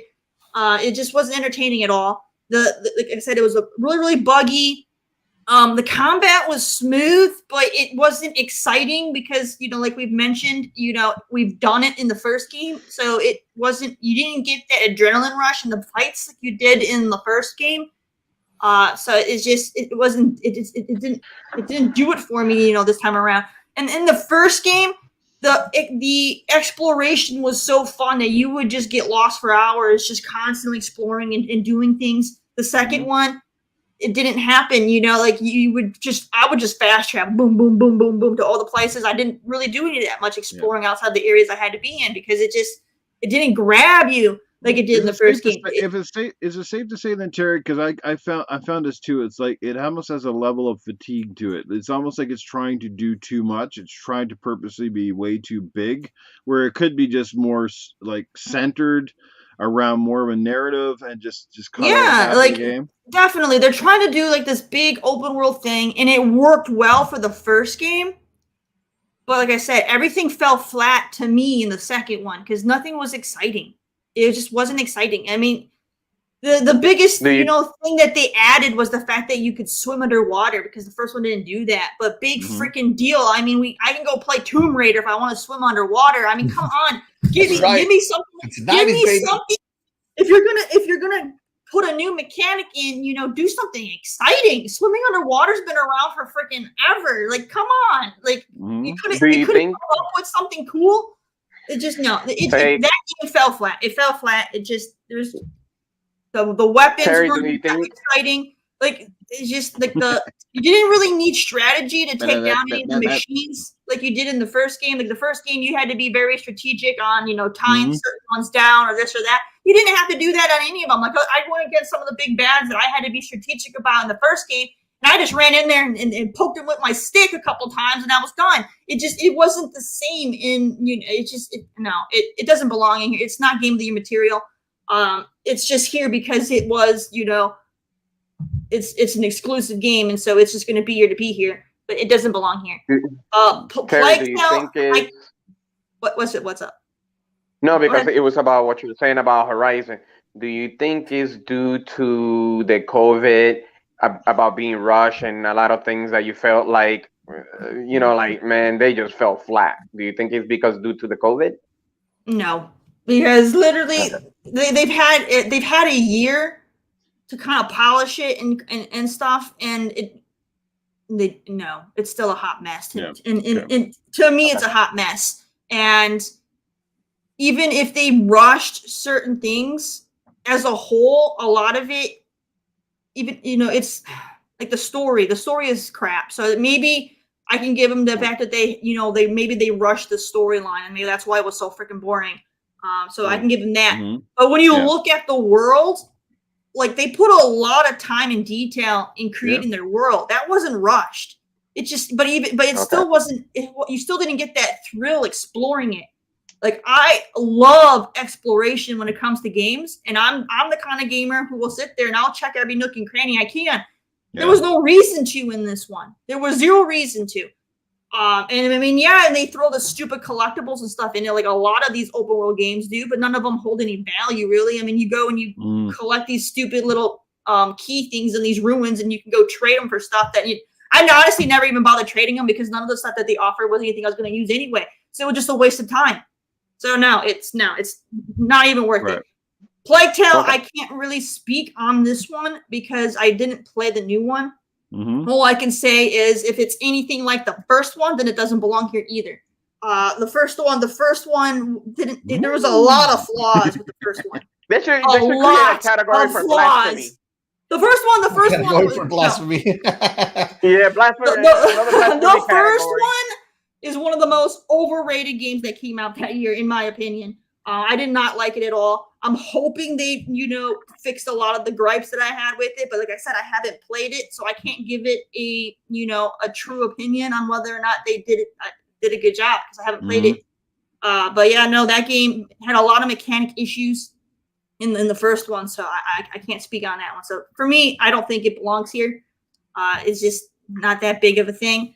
So I have never played the Xeno stuff, so I can't say anything on that. I'm not a big JRPG person, so I can't speak on that one either. So honestly, there's this whole category only is going to be between Elden Ring and God of War, and everybody knows that. It's going to be between one of those two is going to win. If anybody else wins, it's going to be an upset. People are going to lose their minds. The journalists are going to be going, completely crazy about it because everyone's expecting one of those two to win. God of War, because it's the popular vote. Elden Ring, because that was the biggest game of this year, and that one deserves to win it just on that. And so my pick is going to be Elden Ring. Yep. Because it completely dominated the gaming scene this year. I have not played it, but I still recognize it for what it did. It achieved greatness this year. Mm-hmm. It's my pick. It definitely deserves the win. It hits all the boxes. People, are having a blast with it. The gameplay was great. The designs of of their world were really cool. And so it's there. I can't speak on narrative because I feel like they kind of fall into that same trap that a lot of these games do, where you got to kind of find the lore and read it. People don't take the time to do that, so they probably fall flat on that one. Yeah. But no. I think this is definitely going to be my pick. As for the one that's going to win, that's kind of like I said, it's going to be tough. It's going to be between Elden Ring and God of War. And as much as I feel that Elden Ring is the one that deserves the win, hands down, no question. I feel that because God of War is the new release and everyone's freaking talking about it currently, it's going to win based on the popularity vote. Right. It's the one that's fresh, and people are going to vote on it because it's fresh, and it's just going to win because of that reason alone. But it honestly, Elden Ring is the one that deserves the win, hands down. Okay, there you go. Like I said. We're going to have some debates in here. Terri spent the best part of that telling us why her Horizon Forbidden West didn't belong in this category. Take it out of there, man. That game was it doesn't belong. Eternal. Anyway, if I start asking questions, we're going to go off on a different tangent. Eternal Shaddai, what would be your game of the year here? Which one do you think is going to win, or do both of your picks? Okay. Okay, Just for say me, it's Requiem, gonna and be. we're gonna move on, Shaddai. We already know. It's Requiem. Well, she actually did mention it because I beat a Plague Tale Requiem, and also I think it's Elden Ring. I have both. Mm-hmm. So, from my experience with a Plague Tale Requiem, is the story on that game is like it got even deeper compared to Innocence. The um the relationship between Amicia and Hugo and all what they had to go through, you know, to pretty much keep Hugo safe. Um, that game went in a lot of ways, like I said before, the graphics, the narrative, um, at least more. I'm not gonna say gunplay, but at least you get to use more of your weaponry, and it's just the narrative is so deeper into that. It makes you, for me, it make me think in certain things like, okay, it's only a game, but sometimes I'm like, I could relate to that in real life. If in a situation like that you have to protect one of your loved ones in a lot of situations, what are you gonna do? Are you gonna go all out, or what decisions are you gonna make? Mm-hmm. So that game actually got me intrigued by the story, and on what they did, what decision they made to pretty much, for them to actually survive. Mm-hmm. um my other one is going to be Elden Ring, because remember, it gotta go. The story, yes, it falls for me, it falls flat. I'm not gonna say for me it falls flat, even though they do have George Martin in it, a really good writer in it. But when I first started Elden Ring, my mentality was like, play it like you're playing Sekiro. So my No, mentality no. went like that. No, because the thing Mistake. is, yes, it was a mistake. It does have some mechanics to it. And my first thing was, one, the world was huge, like really huge. I'm like, wow, this is gonna be ours. This is gonna be ours. I wanted to see the scenery first. It has a lot of interesting art design, even though, yes, it is a dark game, Mm-hmm. but there was some art design that I appreciated. I'm like, wow, you know what? They're very creative. And the difficulty, and I knew it was going to be there. That's why I kind of thought of Sekiro. And the first thing that came to mind was, let me go for that night on that horse. I'm going to slaughter that guy. And you know what? That was the worst mistake ever, because with 2 shots, I was dead. So I'm like, you know what? This is created by devs that are masochists, because man, they love that. Like, I'm gonna say it again. They love that hard difficulty, man. And I'm like, They love to okay, watch you swear. yeah. Not only that, I didn't swear. I met a new friend called Rage Quit. So I rage quit so many times because I felt that there were cheap shots. So that actually gets you, upset, and you don't want to play it. Mm-hmm. Well, I'm not saying that in a bad way. I'm saying Yeah. like you're trying to take a break before you want to come back. No, I'm not saying it in a bad way. But not for nothing other than that, I get to explore a lot of the things. It makes you learn on your moves. So when you come back, or if you want to keep moving forward, you know your enemy's weakness and their move, and how to pretty much counter attack, pretty much their attack. So for me, it's gonna be Elden Ring, open world compared to a linear game to God of War and Plague Tale Requiem. Even though Mm-hmm. Xenoblade, I played the first one.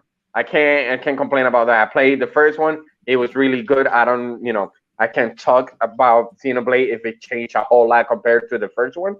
Mhm. But I know Xenoblade is another open world RPG game. Yeah. Really good game. It's different when it comes to combat, but it's very interesting. It's very different, but I like it too. But for me, it's gonna be Elden Ring.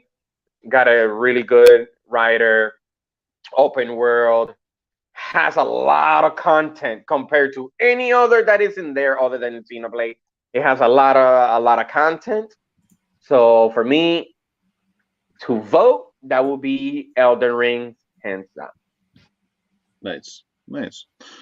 All right, we got a lot of great people in the chat. Once again, let's give them a shout out and acknowledge them before we finish up our final thoughts here. We've got Happy Cloud Gamer hanging out with us this morning.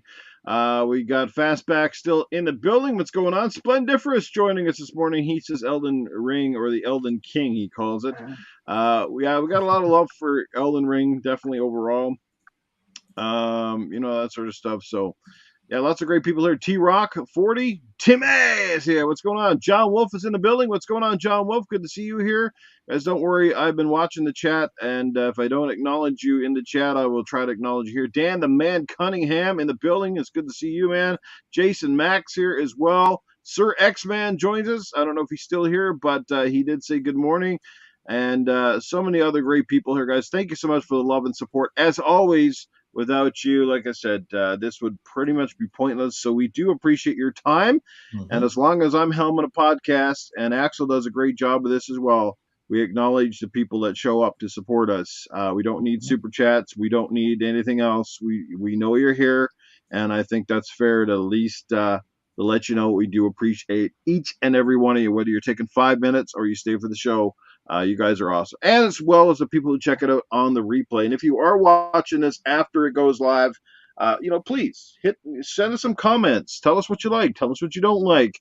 Give us a thumbs up, thumbs down, share it out. Let's grow the show. I think we got a beauty of a little gem here, and more people should be tuning in to check out Good Morning Xbox. We are an Xbox centric based podcast. We're not here to console war shit. Although from time to time, I think we may fall borderline on some of it. But I think we all do. Sometimes it's hard to have an opinion or talk about a subject without coming across as either maybe you're a fanboy of something or not, even though that's not how it's meant. But, you got to be honest. You got to give your opinion. And I think a lot of us, we're going to get crucified or scrutinized no matter where we sit if we're not, dead aligned. Especially this game of the year, a lot of our picks here or what have you could be definitely controversial for some people. So, but yeah, we got Splendiferous, who is coming in with a $2 super chat. I might as well read it out right now. Axel, I'll let you do the honor. She drops $2. Splendiferous says Terry is biased to Stray because she has love for cats. And I gotta say, Splendiferous, clearly you were late to the show because I didn't pick it for a single category. Not a single category that I say Stray was gonna win. Not a single one. And that's what I actually say. I'm like, cool cat. I thought you were gonna go for cats. Yeah. No, I have 4 cats. I have 4 cats. I am biased. Yes, I do love Stray. All right. Axel, let's get back on topic here. Try to wrap this up real quick. I don't think you had a chance to pick yet, did you? Yeah, I did. I picked Elden Ring. Oh, Elden Ring is going to win. Right. By the way, Terry, after you told me, what's the story of Elden Ring? What's the story of Elden Ring? I went back and played my second playthrough. I figured out the story. You figured it out? I figured it out. It was more convoluted than I thought. It's funny. It's called Elden Ring, but the Elden Ring is not necessarily a ring like in Lord of the Rings. It's actually more of an order, a collection of 6 rulers that ruled the lands between, and they made up what's called the Elden Ring. And when the Elden Ring shattered, the order shattered, that's when the land fell into it. Well, that makes sense because the word Elden would be used in terms of people. Yeah, so it took me a little while to figure it out that Elden Ring is not actually a ring, and when I'm collecting these great runes, it's the runes that the Elden Lords have that give them dominance over their land. So yeah, but I was so busy having so much fun getting slaughtered by tree sentinels and dragon sentinels.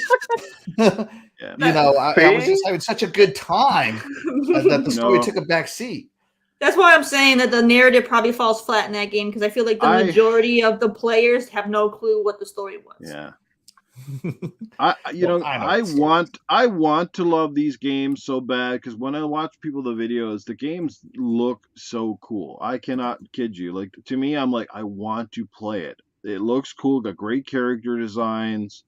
The worlds are interesting. That I have no doubt. But I have been down the From Software road too many times. I've been burned too many times. I am not going there. I don't.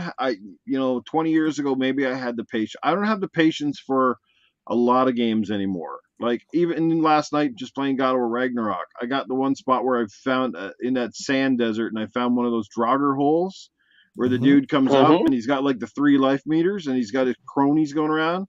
And I don't know, he beat me every time.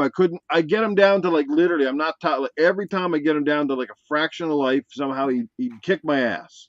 I'm like, I don't know if it's somehow he's powering up at the last hit or something, but I was like, man, I'm just about ready to pitch this controller right through my TV screen last night. I was But like, this is my question: what's the right? difference? What's the difference between the difficulty of the past to now?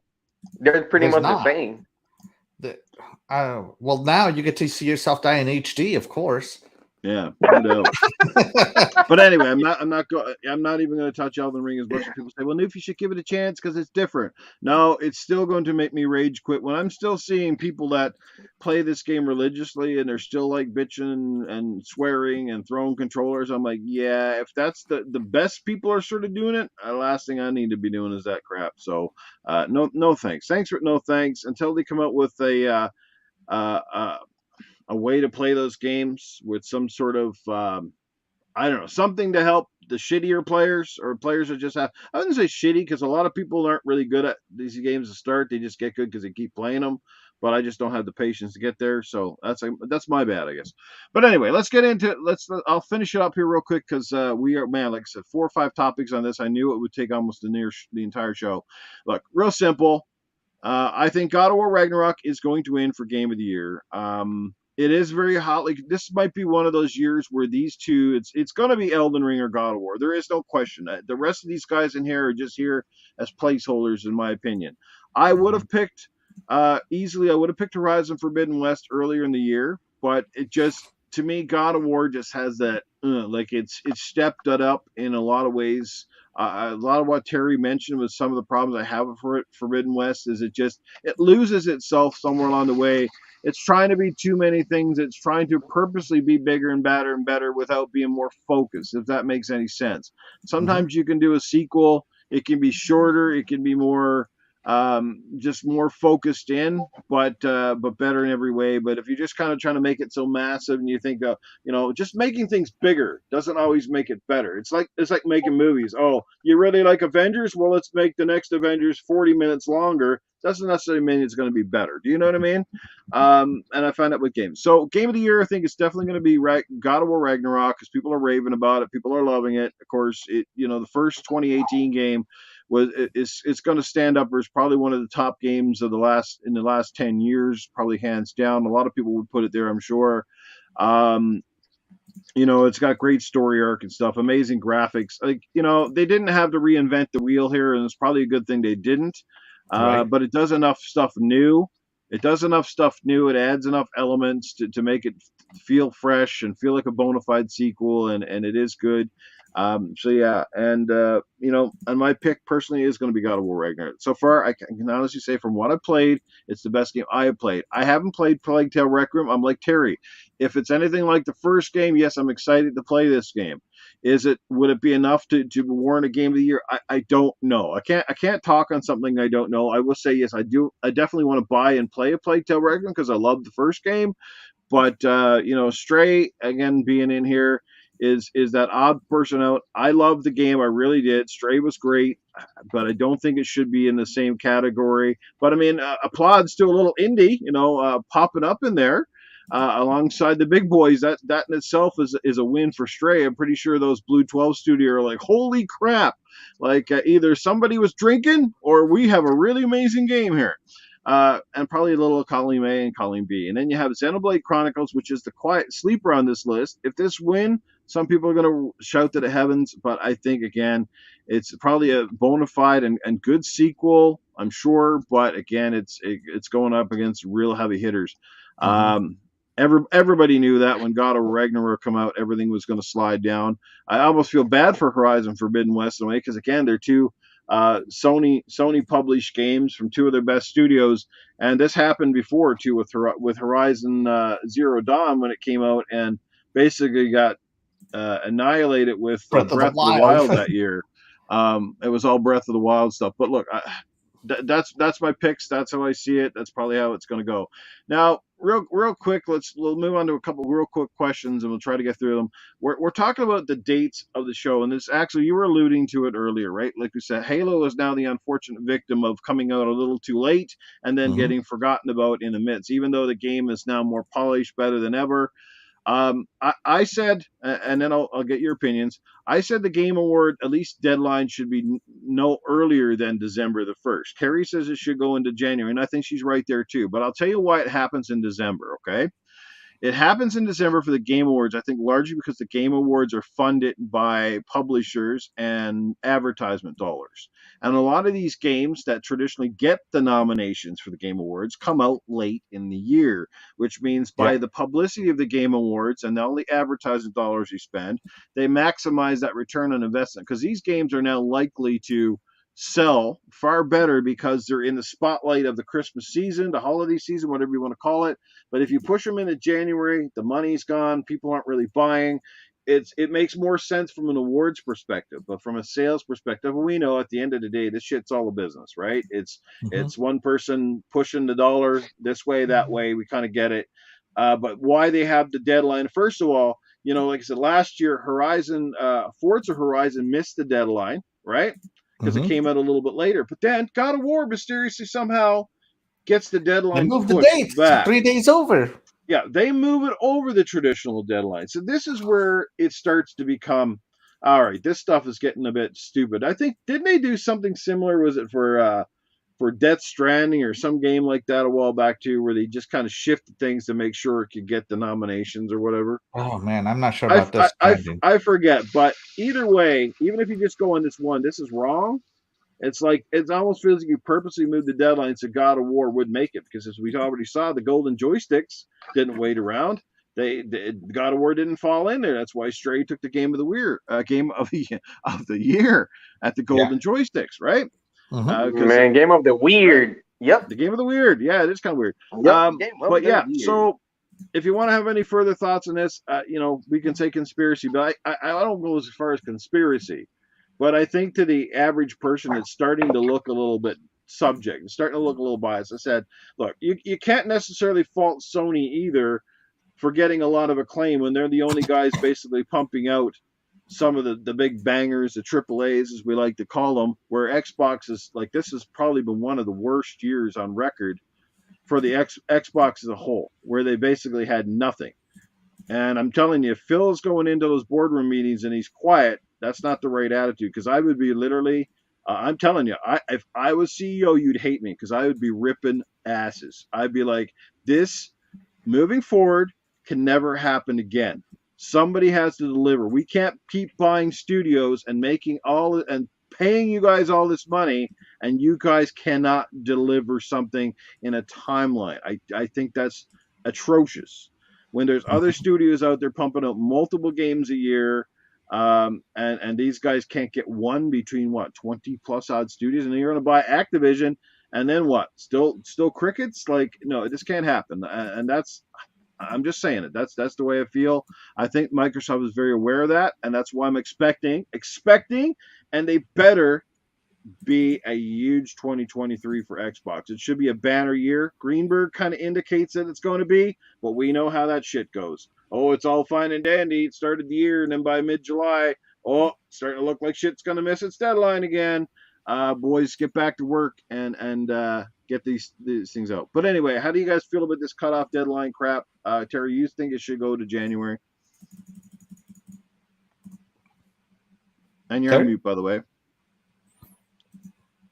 I said I think the award show should be in January. So that way, if you're looking at for the year, January 1st to like December 30th or 31st of that year, everything is included. So that way you can't. Yep. To me, it's always been dumb that it's game of the year, and then there's at least a good handful of games that come out late in the year that don't even get nominated, but they were part of the year. And then the following year they qualify, but then they still don't get nominated because people remembered them from the previous year, so that they've already been forgotten about. So they just get like the double snub. So no, if you're gonna say it's game of the year, then it should be for that entire freaking year. Yep. And everybody will agree, I think, that when it comes to games, spring tends to be kind of like the down period for games.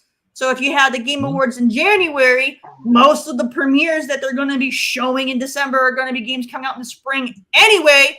Now they can actually get some freaking hype for those games, so that way it doesn't die off before they even come out, because that's what happens. They show them all in December, and then by March, April, everyone's already kind of like fallen off the hype train on it because it's been too long. So it makes more sense to push for those games, and then also games that come out early in the year, January, February, or whatever, those games tend to get forgotten about because people only care about the games that come out in the freaking fall, because that's the closest to the award show.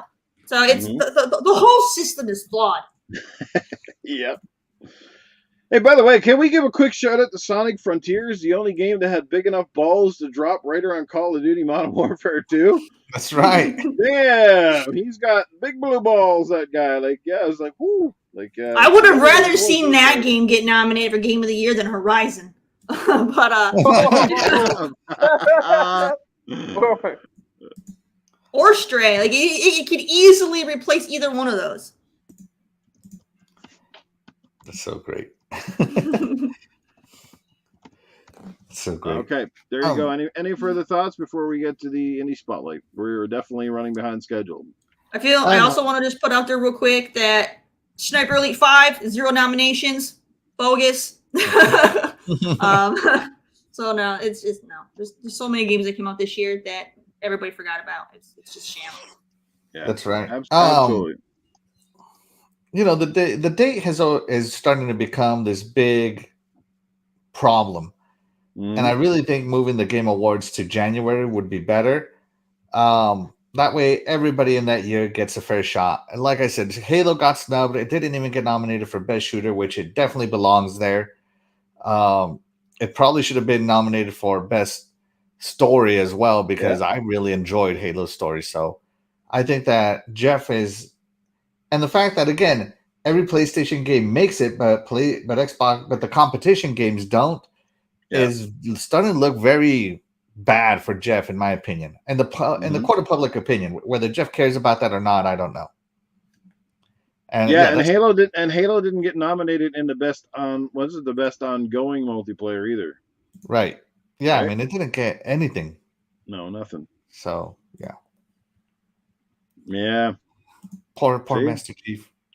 I mean, we get it. There's way too many games every year for everything to fit into a category. We totally get it. I mean, there's got to be some leeway. And I'll go out on record, like I said, again, I'm glad there is a Game Awards. It's the only show that they do have. It's not like the movies and music where they have multiple shows every year giving awards. And for some of these studios, and people have to realize, and especially in Sony's case, like these awards are a big deal to them, because it usually translates into more sales, more publicity. It's free marketing, essentially, right? When you're in those conversations, I can guarantee you this right now. The team that made Stray, they couldn't be any happier, because even if the game doesn't win here, it's going to sell more copies because it's in the conversation. And people see Stray in the game of the year conversation in turn, they're going to be like, man, this cat game's got to be good, man, because it's up there in that conversation. So I guarantee you, as I stand here, there are people buying this game as we speak because of that fact alone. Whether they hate it or not later on, it does translate into more sales. And that means, in most cases, some of these studios probably get bonuses based on performance or Metacritic scores. We've heard that in the past, so it's not unlikely. Right. Yeah. All right. Well, let's move along, because we do have one more quick topic to get in for close the show. Let's bring in Terry with the indie spotlight of the week, and let's get rid of this Game Awards one here. So let's here we go. All right. Am I good to go? I can start? Yeah, whenever you're ready. All right, everybody. I'm going to show you guys an indie game that came out this year, and also didn't get nominated for indie games that came out this year. because it's stupid. All right, but anyway, so this game is actually really, really good. However, there is one little caveat that I have to put in there. This game is not on Xbox. Don't hate me, but it's not on Xbox. I'm sorry. There we go. But it still deserves to get some attention. So I'm gonna give it some attention because the Game Awards didn't. All right, so go ahead and check out this trailer. Okay.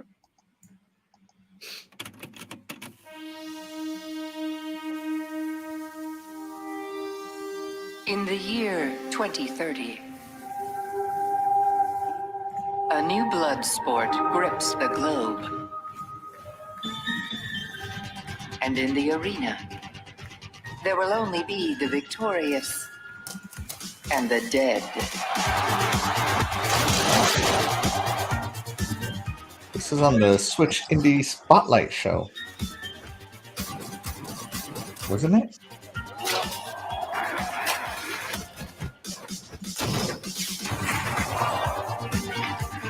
The same graphics as Sable.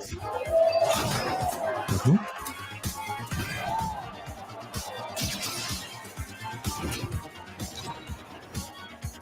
The thing about the hand-drawn looking games is they never really get old looking.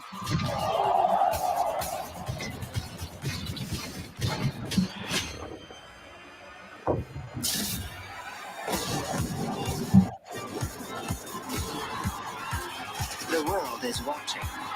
In Roller Drone.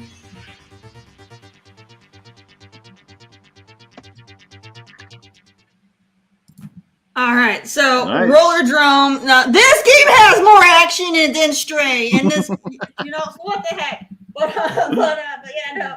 So Roller Drone is a third-person action shooter. It's single player. It's created by Roll7, the same people who made Ollie Ollie, which got a nomination in the category it shouldn't have been in.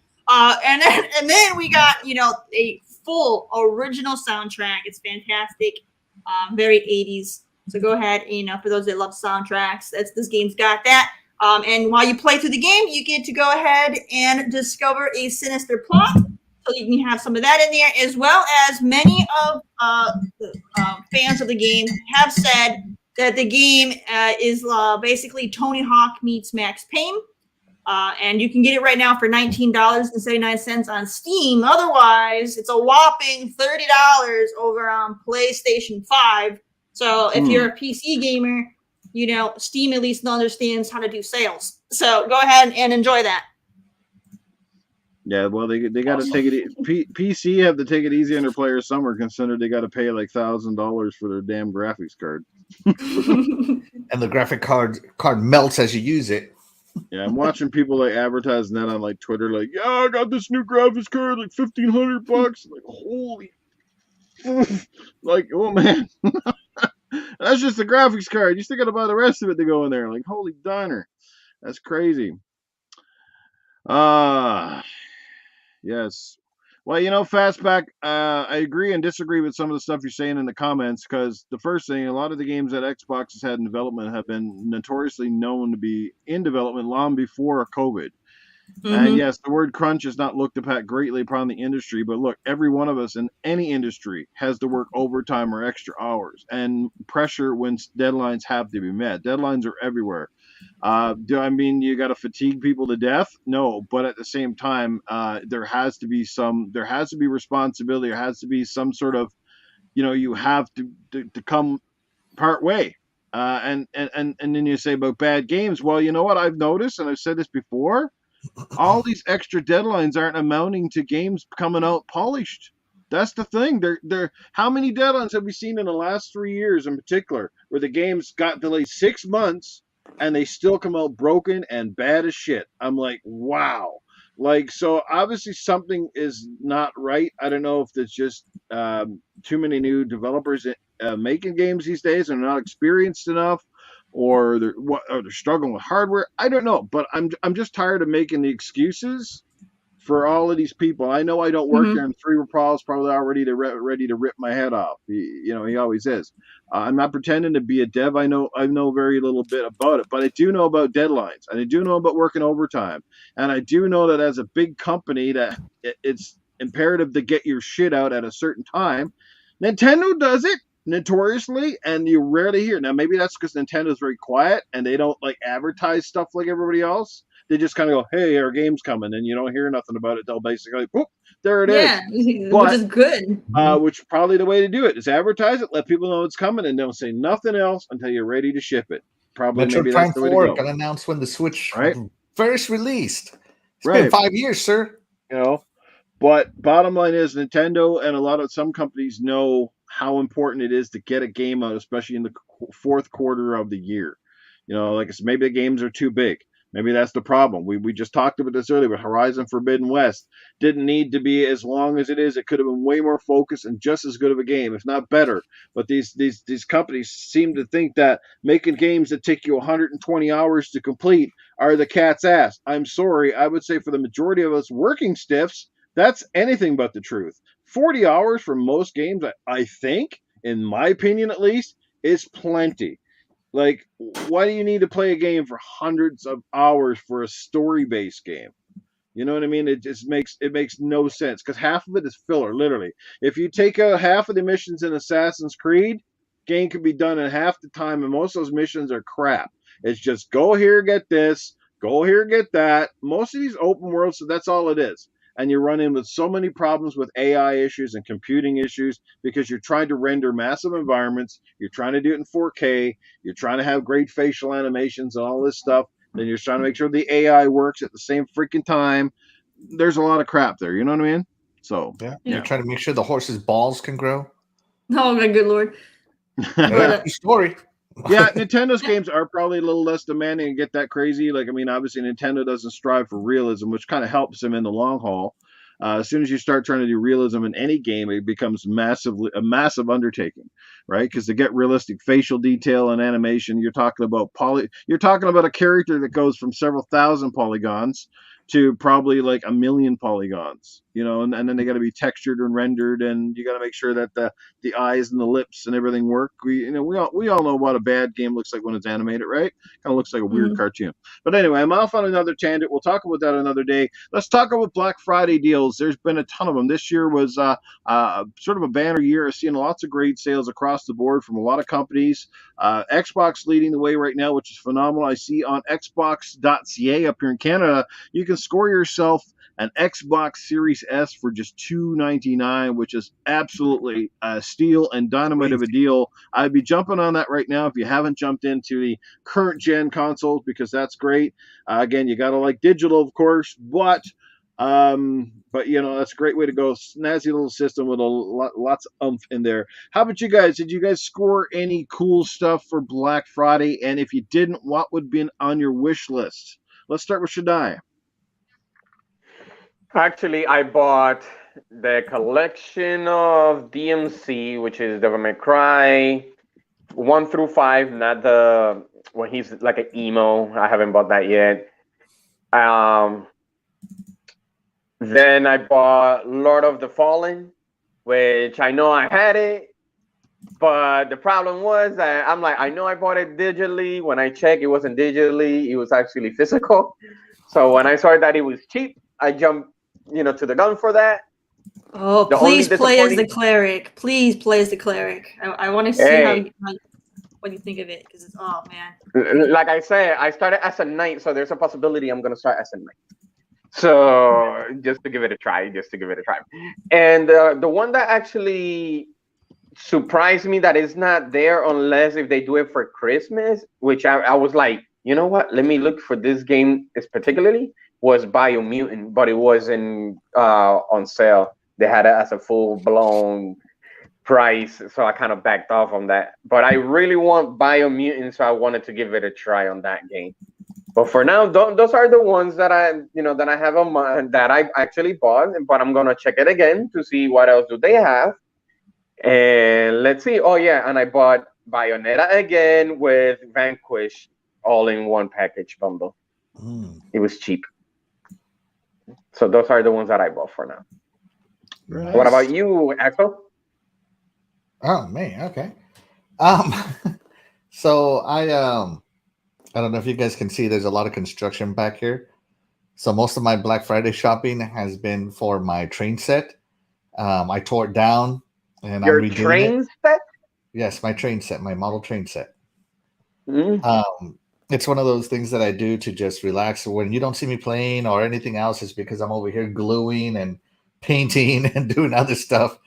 I thought that was It's just actually something a that I do to game. relax. What's that? I thought that was actually a game. I'm like, oh, he's doing the train simulator. No. There's no simulation here. But for gaming, I did see that Xbox has the Xbox Game Pass Ultimate Gold for $27 on CD keys. So I bought a year's worth of that. I'm gonna upload a video soon. I did get this bad boy right here. Ooh, Oh, the Needler. I seen The that. Needler I Nerf seen that. gun. Oh my. Yeah.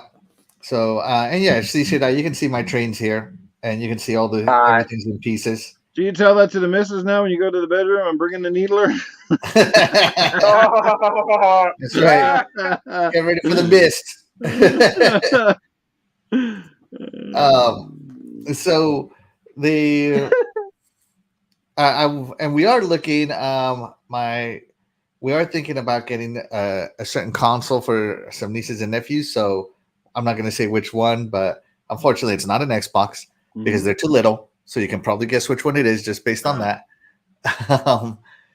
And we're debating on it right now because if we buy for one, we got to buy for the other, and we don't know if we want to take that leap of cost right now. Right.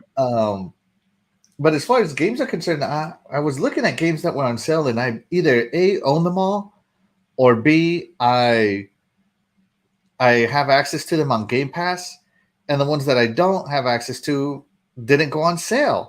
So I'm just like, okay, well, I guess I'll just wait till the summer sale or something. So I did not pick anything up like that. But that's my Black Friday so far. Nice haul. Just Game Pass. Lots of Game Pass. Game Pass. You'll be set up. I mean, Game Pass is like the gift that keeps on giving. You get Game Pass, and you got tons of games to play. You don't really have to worry about the deals too much, because they're going to go in there anyway. It's true because a lot of the deals that were there, I have access to on Game Pass, and I just finished paying for a year's worth of Game Pass on CD keys, and I'm just like, well, I'm not going to get this. I already have it on Game Pass. I'm sure I can get to it in a year. I'm sure I'll get to it on my backlog in a year. I lie myself to that way, just to make myself feel good. I'm not. Well, like I said, that's if it's still on Game Pass. They could take it off. The stuff that I do doesn't make a lot of sense. This is why it's really hard for me to talk about it. For example, when I had Game Pass, I had Psychonauts, and I didn't have to pay an extra cent to play Psychonauts too. But now I don't have Game Pass, so guess what I end up having to do to have Psychonauts? I had to go out and pay $90 Canadian, right, to get a physical edition shipped to my house. So my logic makes very little sense. But no, because people like, Noof, why wouldn't you? But anyway, that's a story that we'll be here another hour. That's just the way I do it. That's how I've always done it from day one. To me, I just carry on as if Game Pass never existed, and that's how I roll. I buy what I want. And I feel you, Noof. That's how I roll. I just pretend it doesn't exist, and it doesn't bother me either way. Like I said, so it shouldn't bother anyone else that I don't have it. Other than that when people say, "Noof, let's play such and such a game," I'll be like, "Yeah, it's on Game Pass, right?" And they'll be like, "Yeah, well, I don't have it." I'm just like, "Well, that's cool. I don't have it. That's it. And I'm not going to go out and subscribe to it just to play it for a day and whatever."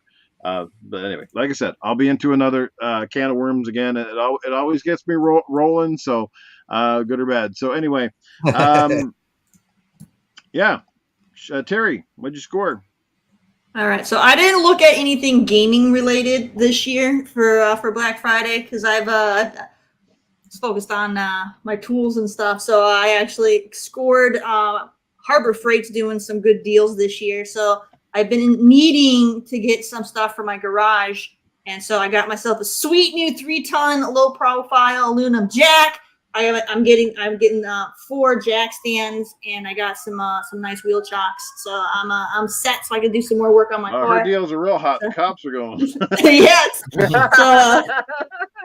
So no, I'm quite excited. I just pretty much everything that I bought this year has to do with my car because I'm all about my car. Right. Yeah. I heard So. I hear you. I've been spending a bit of my money this past year on motorcycle shit, so it's just one of those things. So I get you. I want to get into autocross. I got to get my car ready. Yeah. Into autocross? Autocross, yeah. You want to spend that much money, Terry? Nah, you don't got to spend that much for autocross. Well, like I said, if you look, there's been a lot of great deals. These are some that were highlighted by the Xbox Black Friday deals over on GameStop, and like I saw, Resident Evil Village is on for like $20 or whatever. I saw a great deal just last night, just on the Xbox store for Resident Evil 2 and 3, the remakes. They're on for like $18 for both games, which is a steal.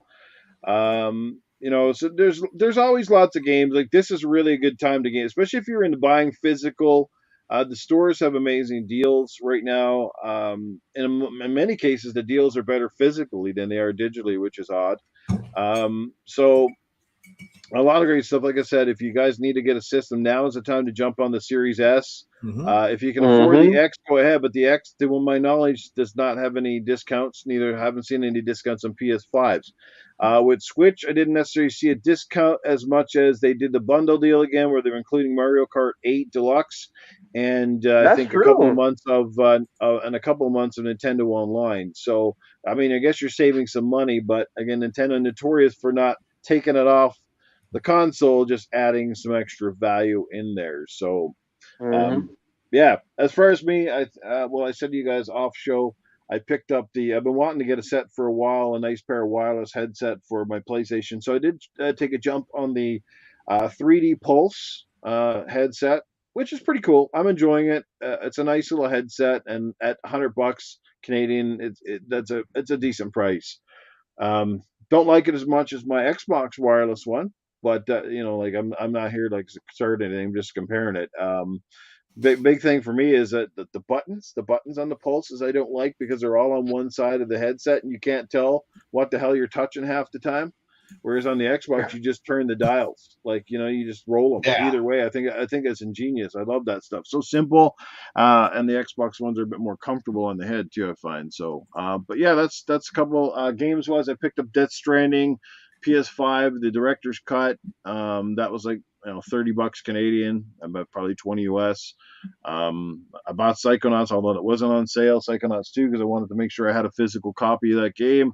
And that's more or less it. A few movies, stuff like that. But yeah, cool beans. Nice. All right. And where are we at in terms of a timeline here? So, just a real quick, and we won't even go much on this. There are some new consoles rumored to be coming out now in 2028. You guys posted an article in our private chat. Does this feel like an accurate or a good timeline? Would you be willing to dive into the next gen if they do drop in 2028? That is essentially almost 6 years away. How do you guys feel about that? And do you think there's a realistic possibility? Do you think there's going to be a mid-gen refresh in the middle? That's another great question. There better not be a mid-gen refresh. I'll tell you that much. There always is a mid-gen refresh, though. No, let's start with Terry. Let's start with Terry, go to Axel, and then finish up with Shaddai. So, Terry, 2028 sound realistic? Do you think that's going to happen? It's possible. I mean, what was it? I think the last gen lasted 7 years, so that would mean that would be an 8-year generation. So that definitely makes sense. So yeah, I could see that happening. It's not anything I'm thinking about right now, because I'm still focusing on the current generation. But yeah, it's definitely probable. As for like a mid-gen, like I said, they always have one. I never buy into the mid-gens. I just keep my original stuff. But I mean, it's gonna happen. We already know it's gonna happen. They're gonna find some way to squeeze some extra power out of the console and still make it a little bit smaller, and stuff at the same time. They always do. So it's gonna come, and then they'll try to make a bigger Series X, and they'll try to make a smaller Series S. So it's just how it's gonna go. Nice. Axel, how about you, man? Obviously, you're not ready for a mid-gen refresh, but it sounds like you might be okay with a new console dropping in 2028. Yeah, so I am totally okay with a new console coming in 2028. That'll make the generation 8 years long. 7 to 8 years long. Typically, they've always been 6 to 8 years, so it follows the norm. And I just don't think it's time for a mid-gen refresh at all. I mean, what are they going to mid-gen refresh into? We haven't even really started getting current gen only games outside of Batman Gotham Knights and I don't know what else. You know, I know PlayStation ended up getting Returnal current gen only and Demon's Soul current gen only, but that was just a choice. It didn't need to be. You know, something that starts squeezing these consoles out, as you know, Noof. I mean, Unreal Engine 5 games haven't even come out yet. I don't see a reason for a mid-gen refresh as of this moment because we're not even seeing what this gen can do as of yet. You know, Xbox advertised all these RDNA features, you know, mesh shaders and what is that? AI rendering stuff. AMD fidelity thing. Yeah, AMD Fidelity 2.0 or whatever it was, and it's not even on. I haven't seen a single game that uses that or heard of one. So I'm still waiting for this gen to finally come in. I'm not going to do a mid-gen refresh this time, I don't think. I got the Scorpio edition because, let's be honest, the OG Xbox Fat, the one I have, was so severely underpowered that I had to get a Scorpio. And I was very happy with my Scorpio. But buying a Fat, a Scorpio, and then an Xbox Series X in that short window of time got very expensive. Sure did. So I'm not going to do a mid-gen refresh this time. I'm going to stick with the Tower of Power, and in 6 to 8 years, whatever it becomes, that's what in 6 years, whatever it becomes, that's what I'm going to buy that time. Yeah. Well said, Axel. I like that. I'm kind of with you, man. I'm a little bit burned out. I'm buying essentially the same console over and over again. Eternal Shaddai, where do you feel on this? 2028 seem about right? Seem adequate? Would you be willing to jump in again? What do you think is going to happen?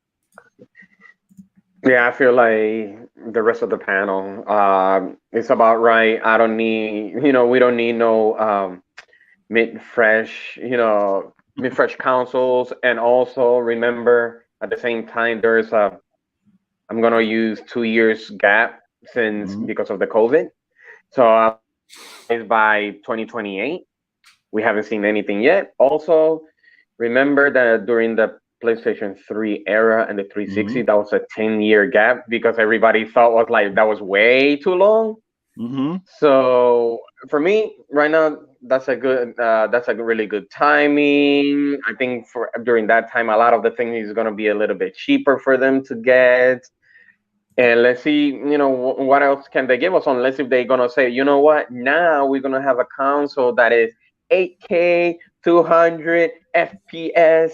Now we're going for the future. So now they're probably going to bump it up.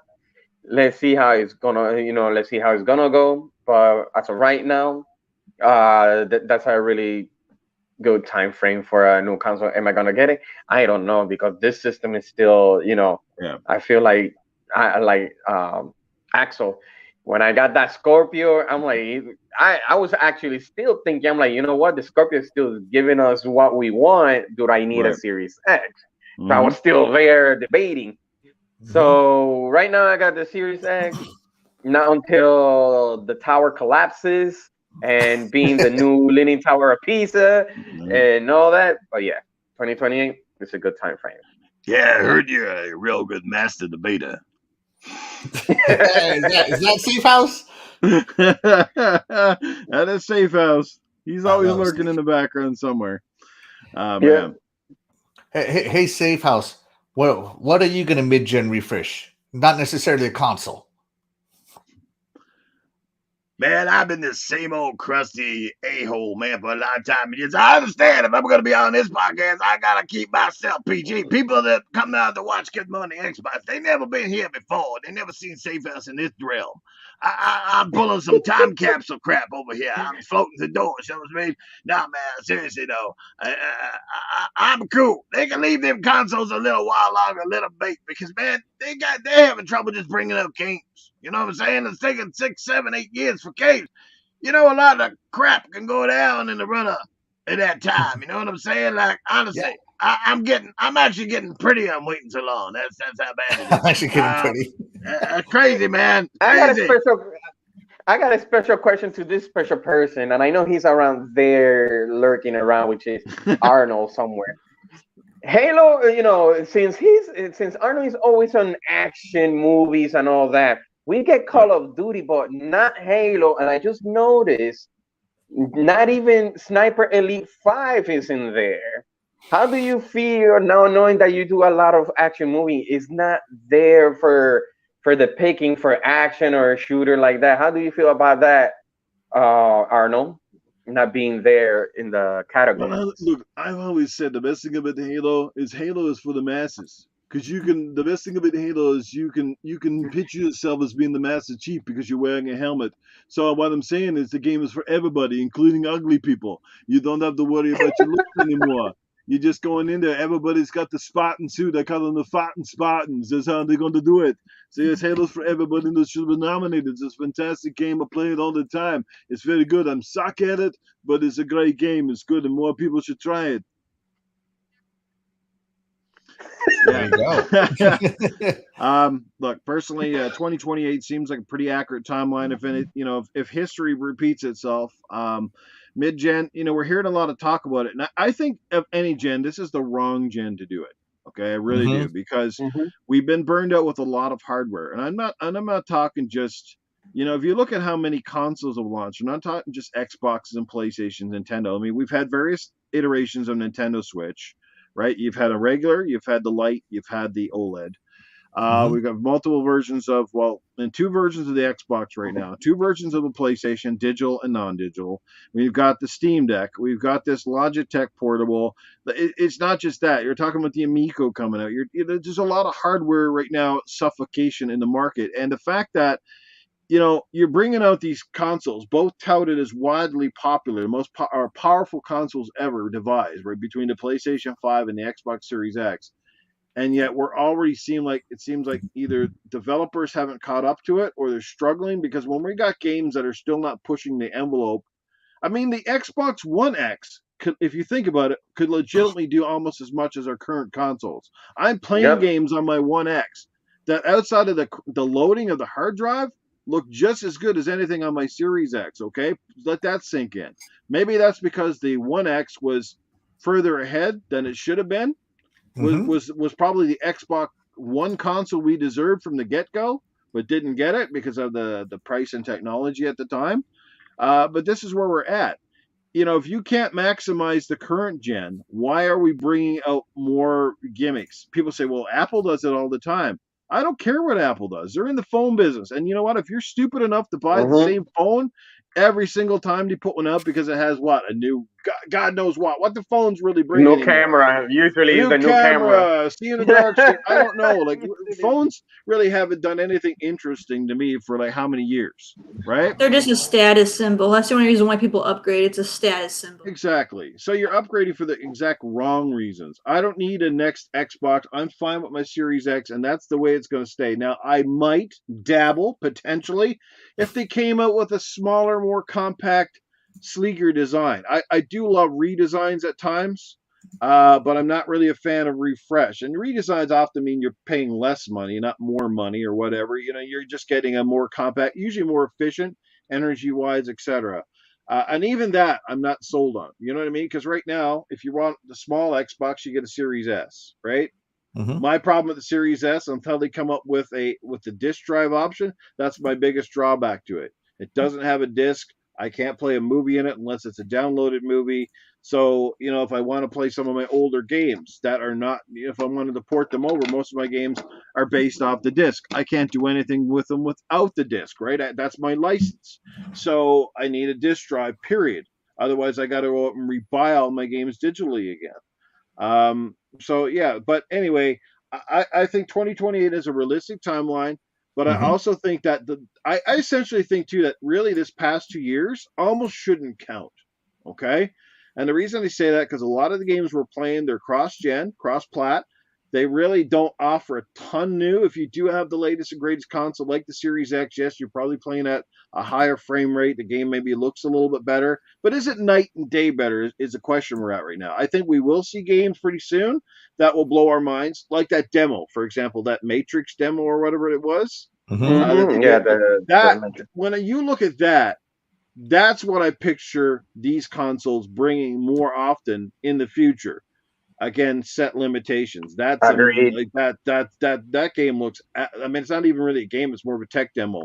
But that's the kind of realism I think we need to have now with these boxes. If they're capable of it, we need to see more of it. And that doesn't mean all games got to be ultra realistic. You know, that doesn't mean you got to get rid of your certain art styles or whatever. But I want to see them push the envelope. I want to feel like, again, my $600 Canadian was well spent on a machine that can really do stuff that the last gen can't. You know what I mean? So they need to push that aside. You know, people say the old generation doesn't hold back, blah, blah, blah. I'm sorry, don't believe any of you who say that. It does.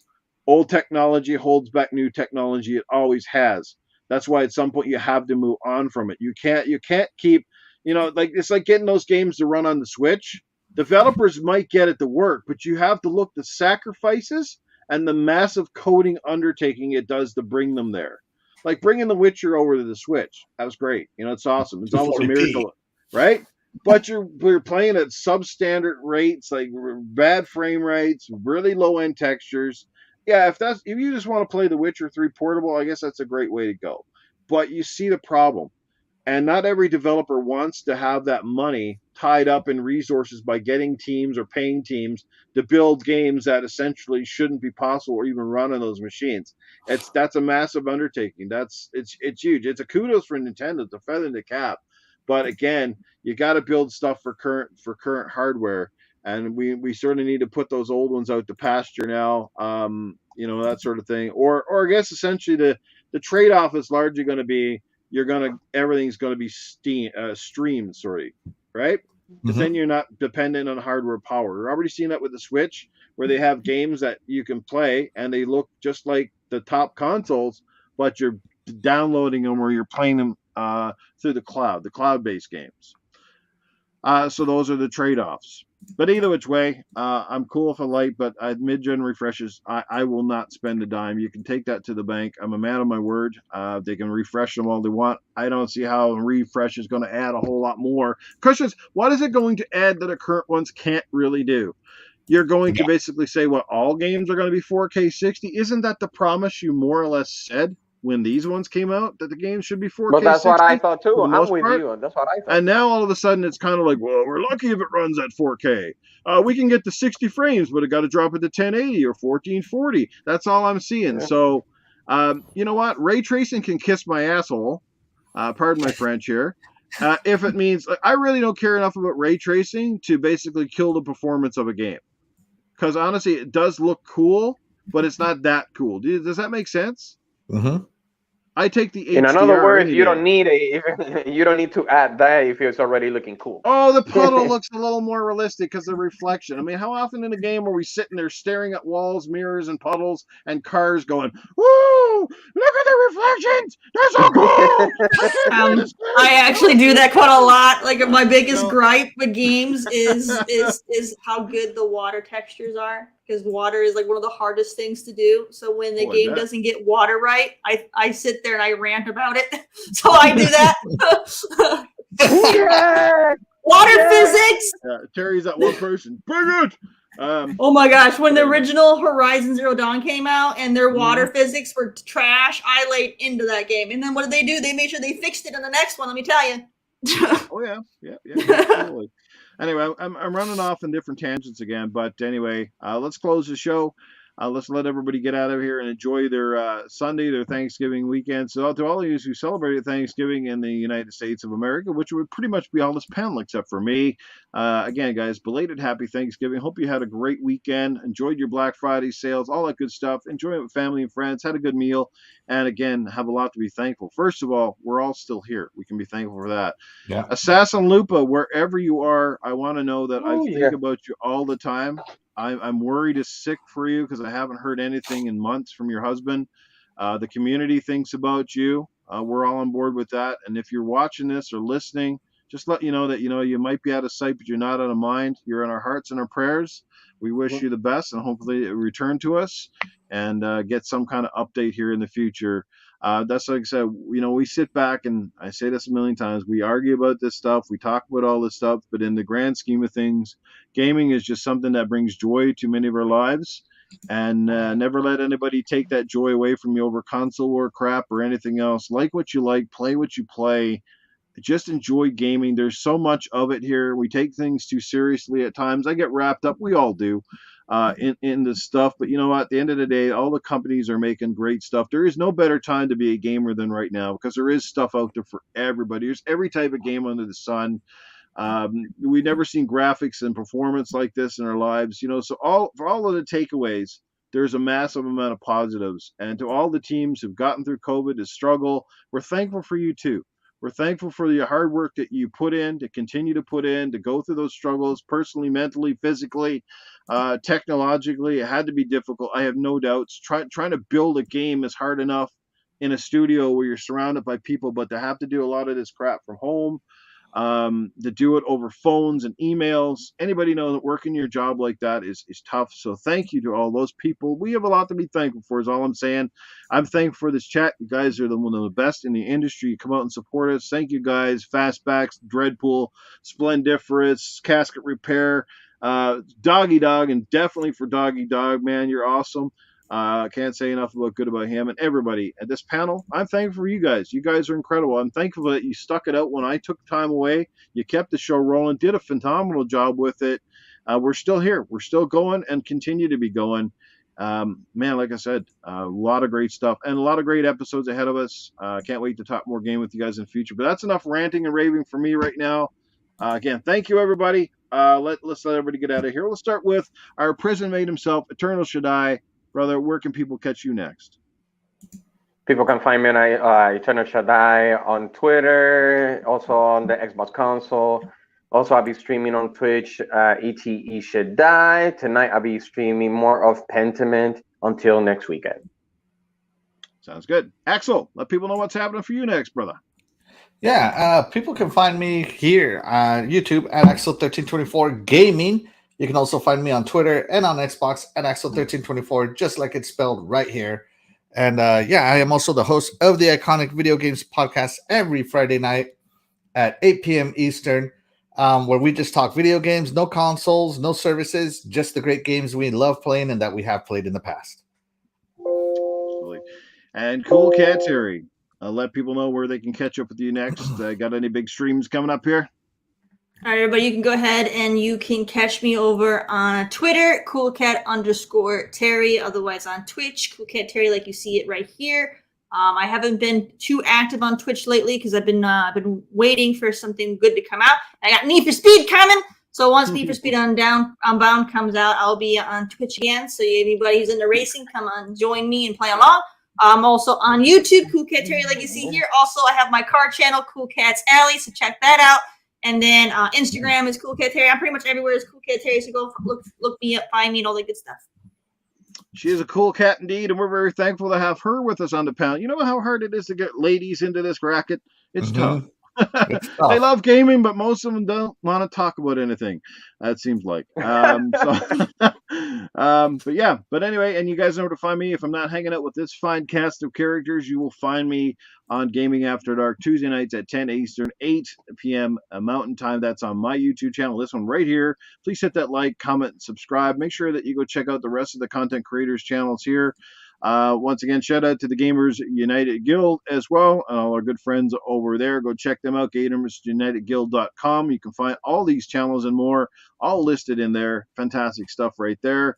Yeah, great stuff. You guys are awesome. I'm rambling, but let's get out of here. Have a great Sunday, everybody, and we'll see you next week, and hopefully we'll have a full panel back with us as well. Take care, everybody. Hey, everybody. Bye. Have a great weekend. Woo!